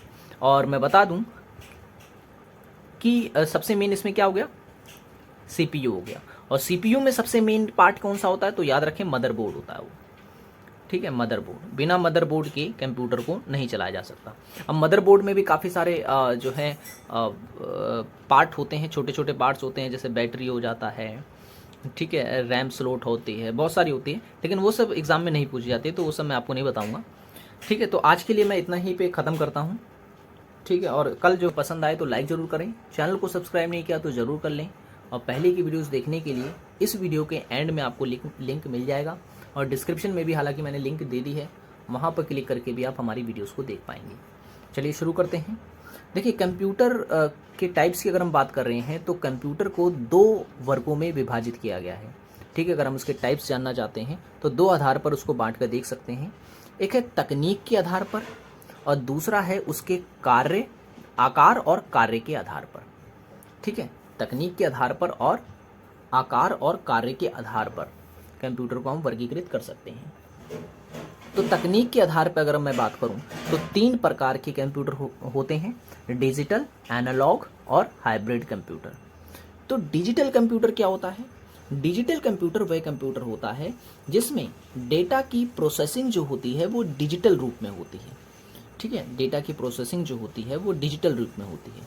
अब वो डेस्कटॉप कंप्यूटर भी हो सकता है और लैपटॉप भी हो सकता है, ठीक है। लैपटॉप वगैरह में जो देखा होगा आपने, डेटा जो होता है वो ट्रांसफ़र जो होता है वो डिजिटल रूप में होता है, तो वो डिजिटल कंप्यूटर का एग्जाम्पल है। एनालॉग कंप्यूटर, एनालॉग कंप्यूटर जो होता है इसमें जो सूचना वगैरह होती है इसका प्रोसेसिंग खासतौर से किया जाता है इसमें, ठीक है। सूचनाओं के प्रोसेसिंग के लिए इसका इस्तेमाल किया जाता है एनालॉग कंप्यूटर में। एग्जाम्पल के तौर पर इसमें आप ले सकते हैं कि जो गाड़ियों में देखा होगा आपने कि गाड़ियों की गति जो होती है उसको बताने के लिए एक मीटर सा लगा होता है, तो इस प्रकार का कंप्यूटर या मीटर एनालॉग कंप्यूटर के अंतर्गत आता है, ठीक है।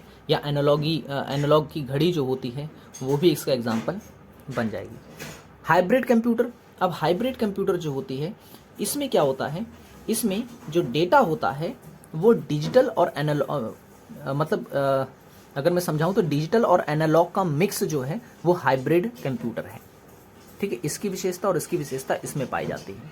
अब इसके एग्जाम्पल कौन कौन से हैं, तो इसमें आ जाता है रडार प्रणाली आ जाती है, स्मार्टफोन आ जाता है, टैबलेट आ जाता है इसमें, ठीक है, और अन्य कई प्रकार की डिवाइसेस इसमें आ जाती हैं। तो मैं जो एग्जाम्पल दे रहा हूँ आपको डिवाइसेस की, उनको भी आप लिख लें, ठीक है, उसको भी आप जो है लिख सकते हैं। नेक्स्ट है आकार एवं कार्य क्षमता के आधार पर कंप्यूटर। तो इसको जो है 4 वर्गों में बांटा है, super computer, main frame computer, mini computer और माइक्रो कंप्यूटर। सुपर कंप्यूटर क्या होता है, सुपर कंप्यूटर पे क्वेश्चन पूछ सकता है। ओके, तो जो सुपर कंप्यूटर होता है इसकी जो क्षमता होती है डेटा को प्रोसेसिंग करने की, वो सबसे अधिक होती है, ठीक है, इसीलिए इसे सुपर कंप्यूटर कहा जाता है और बड़े बड़े संस्थानों में जो है इसको लगाया जाता है। मेन फ्रेम कंप्यूटर जो होता है, मेन फ्रेम कंप्यूटर, ये आकार में सबसे बड़ा होता है और सबसे महंगा होता है, ठीक है, और एक साथ कहा जाता है हजारों उपयोगकर्ता जो होते हैं इस पर कार्य कर सकते हैं, ठीक है। तो जो स्टोरेज की क्षमता होती है वो भी काफ़ी ज़्यादा होती है मेन फ्रेम कंप्यूटर की, ठीक है। मिनी कंप्यूटर जैसे कि नाम से पता चल रहा है, ये काफ़ी छोटे छोटे कंप्यूटर होते हैं, ठीक है, और इस में आप ले सकते हैं जो पर्सनल कंप्यूटर यूज़ करते हैं आप लोग, जो लैपटॉप होता है वो मिनी कंप्यूटर का ही एग्जाम्पल है। माइक्रो कंप्यूटर जो होते हैं ये सामान्य उपयोग हेतु जो है लाए जाते हैं, ठीक है ना। अब इसमें आ जाएगा डेस्कटॉप कंप्यूटर, ठीक है, नोटबुक्स आ जाते हैं, स्मार्टफोन्स आ जाते हैं, ये भी इसमें आ जाता है, ठीक है ना, माइक्रो कंप्यूटर्स में। तो ये चारों जो है आपको इसमें याद रखने हैं। नेक्स्ट है कंप्यूटर लैंग्वेजेस जो कि पूछी जाती हैं, ठीक है। कंप्यूटर लैंग्वेजेस जो हैं इसको 2 भागों में बांटा गया है, एक लो लेवल वाली और एक हाई लेवल वाली, ठीक है, निम्न स्तरीय लैंग्वेज या भाषा और उच्च स्तरीय भाषा। तो निम्न स्तरीय भाषा जो होती है ये 2 टाइप की होती है, एक मशीन लैंग्वेज और दूसरी है असेंबली लैंग्वेज। मशीन लैंग्वेज जो होती है वो 0 और 1 यानी बाइनरी नंबर के रूप में काम करती है, ठीक है, और असेंबली लैंग्वेज जो होती है, ठीक है, असेंबली लैंग्वेज जो होती है ये संकेतों के रूप में या शब्दों के रूप में जो है काम करती है। इसमें 0 और 1 के रूप में होता है, इसमें वर्ड्स या फिर नंबर्स के रूप में जो है ये लैंग्वेज होती है। नेक्स्ट उच्च स्तरीय भाषा की अगर हम बात करें तो 5 वर्गों में से बांट सकते हैं। बीज गणितीय फॉर्मूले प्रसंस्करण भाषा, यानी कि जो मैथमेटिक्स वगैरह के जो फॉर्मूले से रिलेटेड लैंग्वेज होती है वो इसके अंतर्गत आती है, जैसे कि बेसिक हो गया, फोर्टेन हो गया, PLI हो गया, ये लैंग्वेज इसमें शामिल होगी। व्यावसायिक डाटा प्रसंस्करण, ठीक है, इसमें आ जाती है कोबोल और RPG। लिस्ट प्रोसेसिंग भाषा, दृश्य प्रोग्रामिंग भाषा जैसे कूडू, MIT ऐप हो गया, ग्राफिकल एलिमेंट्स वगैरह इसमें आ जाते हैं। ऑब्जेक्ट आधारित भाषा, तो इसमें आ जाता है C++ और जावा। ये आपको याद रखना है, ऑब्जेक्ट बेस्ड लैंग्वेज कौन सी है, तो C++ और जावा, ठीक है, ये क्वेश्चन पूछा गया था। ओके, अब बात कर लेते हैं कंप्यूटर की पीढ़ियों पर, ठीक है, कंप्यूटर की पीढ़ियों की पर कि कब से कब तक ये पीढ़ियाँ रही थी। तो प्रथम पीढ़ी जो है कंप्यूटर की वो 1940 से 1956 तक मानी जाती है, ठीक है, 1940 से 1956 तक मानी जाती है। कंप्यूटर की जो दूसरी पीढ़ी है ये 1956 से 1963 तक मानी जाती है, और कंप्यूटर की जो तीसरी पीढ़ी है वो 1964 से 1971 तक मानी जाती है। कंप्यूटर की तीसरी थी, और चौथी जो पीढ़ी है वो है 1971 से लेकर अब तक जो हम यूज़ कर रहे हैं वो है चौथी पीढ़ी का कंप्यूटर। और आर्टिफिशियल इंटेलिजेंस के थ्रू बेस्ड जो कंप्यूटर हैं वो 5वीं पीढ़ी के कंप्यूटर कहलाएंगे, और अभी जो है इसका प्रचलन इतना ज़्यादा तो नहीं है, ठीक है, तो ये भी आपको जो है इसमें याद रखना है। अच्छा, प्रथम पीढ़ी और द्वितीय पीढ़ी के कंप्यूटर में डिफरेंस क्या है, ठीक है, ये भी आपको याद रखना है, क्योंकि आपसे हो सकता है एग्जाम में पूछ ले कि इनको जो है डिफरेंस क्या है, कि जो उसको जो है फर्स्ट जनरेशन या सेकंड जनरेशन या थर्ड जनरेशन या फोर्थ जनरेशन में डिवाइड किया गया है, तो वो भी मैं आपको जो है बता देता हूँ। तो जो प्रथम पीढ़ी के कंप्यूटर होते थे वो वैक्यूम ट्यूब के रूप में इस्तेमाल होते थे। द्वितीय पीढ़ी के जो कंप्यूटर होते थे वो इसमें ट्रांजिस्टर वगैरह यूज़ होता था। इसमें IC, तृतीय पीढ़ी के जो कंप्यूटर आए उसमें IC यानी इंटीग्रेटेड सर्किट का इस्तेमाल होने लगा। चौथी पीढ़ी के जो कंप्यूटर थे वो माइक्रो प्रोसेसर, ठीक है ना। Hello everyone, study with us में आपका एक बार फिर से स्वागत है। और आज इस वीडियो में जो हम डिस्कस करेंगे वो है कंप्यूटर के इनपुट और आउटपुट डिवाइस के बारे में। ठीक है, एग्जाम में काफ़ी ये पूछे जाते हैं। तो कंप्यूटर का इनपुट डिवाइस और आउटपुट डिवाइस क्या है, कौन कौन से इनपुट डिवाइस होते हैं, कौन कौन से आउटपुट डिवाइस होते हैं, ये सभी हम जो है इस वीडियो में डिस्कस करने वाले हैं। तो वीडियो पसंद आए तो लाइक ज़रूर करना, चैनल को सब्सक्राइब नहीं किया तो ज़रूर कर लें, ताकि जब जब हम वीडियोज़ डालें तब आपको नोटिफिकेशन मिलता रहे। पहले की वीडियोस को देखना चाहते हैं तो लिंक डिस्क्रिप्शन में है और ऊपर आई बटन पे क्लिक करके भी देख सकते हैं। तो चलिए शुरू करते हैं। तो कंप्यूटर में दो जो डिवाइस होते हैं कंप्यूटर के, उसको दो भागों में बांटा गया है, इनपुट डिवाइस और आउटपुट डिवाइस। इनपुट डिवाइस जो होते हैं, अगर मैं इनके अर्थ की बात करूं तो इनपुट डिवाइस का अर्थ या इनपुट का अर्थ होता है अंदर डालना।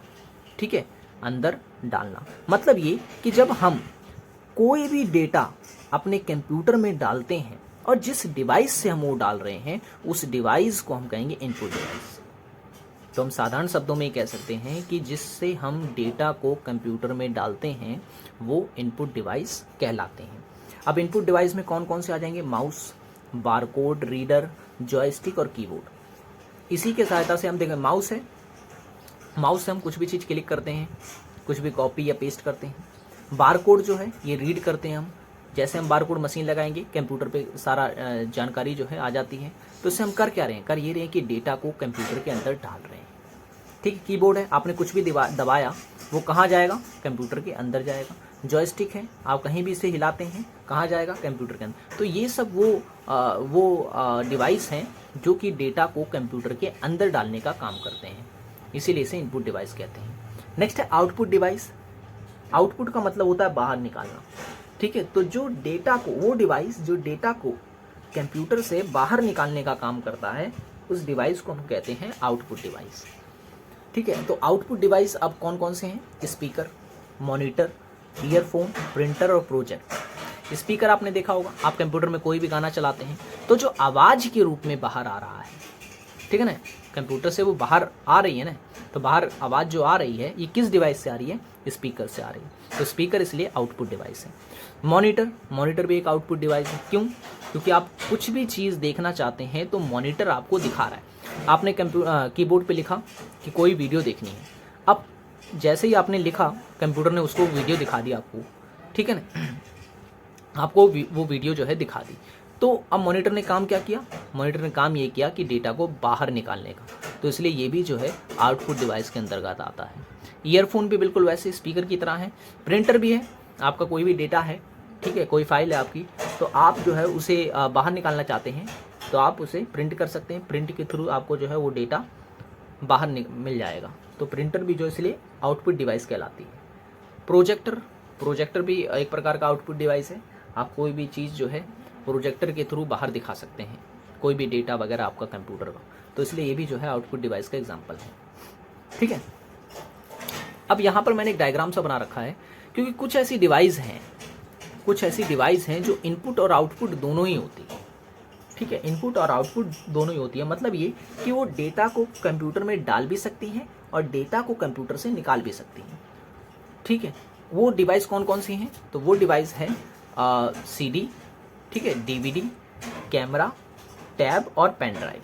अब CD देखें, आप डेटा कुछ डालना चाहते हैं तो आप CD से निकाल भी सकते हैं, आप डेटा कुछ निकालना चाहते हैं तो आप जो है निकाल भी सकते हैं। ठीक है, तो दोनों काम कर रहा है। DVD भी बिल्कुल ऐसा ही है, कैमरा भी बिल्कुल ऐसा ही है। आप कोई भी चीज़ फ़ोटो खींच लें, यानी कि आपने उसको इनबिल्ड कर दिया, यानी इनपुट कर लिया उसका, और जब आप उसकी फ़ोटो निकाल लेते हैं तो वो आउटपुट हो गया। ठीक है, टैब भी ठीक उसी प्रकार से है और पेन ड्राइव भी वही है। पेन ड्राइव में आपने देखा होगा, आप डेटा को बाहर निकालते हैं, अंदर डालते हैं। ठीक है, तो इसीलिए जो है पेन ड्राइव भी इनपुट और आउटपुट डिवाइस दोनों ही होता है। तो कंफ्यूज ना होए, इस चीज़ को आपको याद रखना है, एग्ज़ाम में आपसे यहाँ से क्वेश्चन पूछ सकता है। अब कुछ इंपॉर्टेंट पॉइंट हैं जो एग्ज़ाम पॉइंट ऑफ व्यू से काफ़ी इंपॉर्टेंट है, वो हम डिस्कस करेंगे। ठीक है, पहला ये कि भारत में पहला कंप्यूटर जो है वो कब लगाया, कहाँ लगाया गया था। ठीक है, कहाँ लगाया गया था, ये क्वेश्चन आपसे पूछा जा सकता है। तो आपको याद रखना है भारतीय सांख्यिकी संस्थान, जो कि कोलकाता में है। ठीक है, भारतीय सांख्यिकी संस्थान जो कि कोलकाता में है, वहाँ पर सबसे पहला कंप्यूटर लगाया गया था जो कि हमने विदेश से आयात किया था, इंपोर्ट किया था। ठीक है, क्या नाम था उसका? HEC-2M। HEC/2M नाम का जो कंप्यूटर था वो हमने सबसे पहले अपने देश में लगाया था, विदेश से आयात किया हुआ एक कंप्यूटर था। ठीक है, नेक्स्ट वर्ष 1960 में, ठीक है, वर्ष 1960 में जो है भारत निर्मित, यानी भारत का पहला कंप्यूटर जो कि भारत में बना था वो कौन सा था? तो आपको याद रखना है उसका नाम था टिफ्रैक, TIFRAC। ठीक है, TIFRAC। फुल फॉर्म क्या है इसकी? Tata institute of fundamental research automatic calculator. ठीक है, Tata institute of fundamental research automatic calculator, ये नाम था पूरा उसका। 1960 में जो है निर्मित किया था भारत ने अपना पहला कंप्यूटर। ओके, अगर आपसे पूछे कि भारत का पहला सुपर कंप्यूटर कौन सा था, ठीक है, सुपर कंप्यूटर अगर आपसे पूछता है तो आपको याद रखना है परम 8000। ठीक है, परम 8000 जो है, यानी परम 8000 नाम का जो सुपर कंप्यूटर था, ये भारत का पहला सुपर कंप्यूटर था। क्या होता है सुपर कंप्यूटर? ये तो मैं आपको जो है कल की वीडियोस में बताया था, जब मैंने बताया था आपको कि टाइप्स ऑफ कंप्यूटर कौन कौन से होते हैं। ठीक है ना, तो सुपर कंप्यूटर वो होते हैं जो अधिक मात्रा में डेटा वगैरह जो है तेज़ी से ट्रांसफ़र करते हैं। और भी बहुत कुछ मैंने बताया था। अगर आपने वाली वीडियोस हमारी नहीं देखी है तो आप उसे ज़रूर देख लें, लिंक आपको उसमें डिस्क्रिप्शन में दे दिया गया है, और इस वीडियो के एंड में भी आपको जो है मैं दे दूँगा लिंक। ओके, चलिए, आपके लिए कुछ क्वेश्चन हैं, आपको कुछ क्वेश्चंस के आंसर देने हैं। ठीक है, क्योंकि ऑलमोस्ट ये टॉपिक के जितने इंपॉर्टेंट टॉपिक थे मैंने करवा दिए हैं, आई मीन इस चैप्टर के।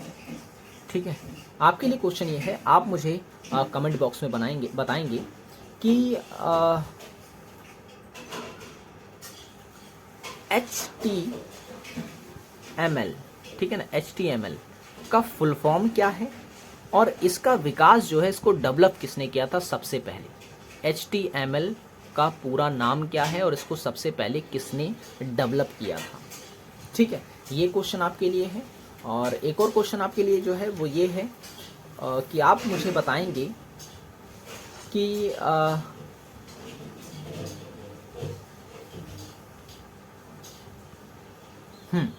SMPS का फुल फॉर्म क्या है? ठीक है, ये दो क्वेश्चन जो हैं आपको बताने, दो नहीं तीन हो गए। एक तो आप इसका फुल फॉर्म बताएंगे, दूसरा आप इसको ये बताएंगे कि इसको किसने डेवलप किया था, और तीसरा आप इसकी फुल फॉर्म बताएंगे। तो इनके आंसर जो है आपको कमेंट बॉक्स में लिखने हैं। देखते हैं कौन सबसे पहले आंसर देता है। सो आज की वीडियो में इतना ही, मिलेंगे नेक्स्ट वीडियो में। Thanks for watching this video.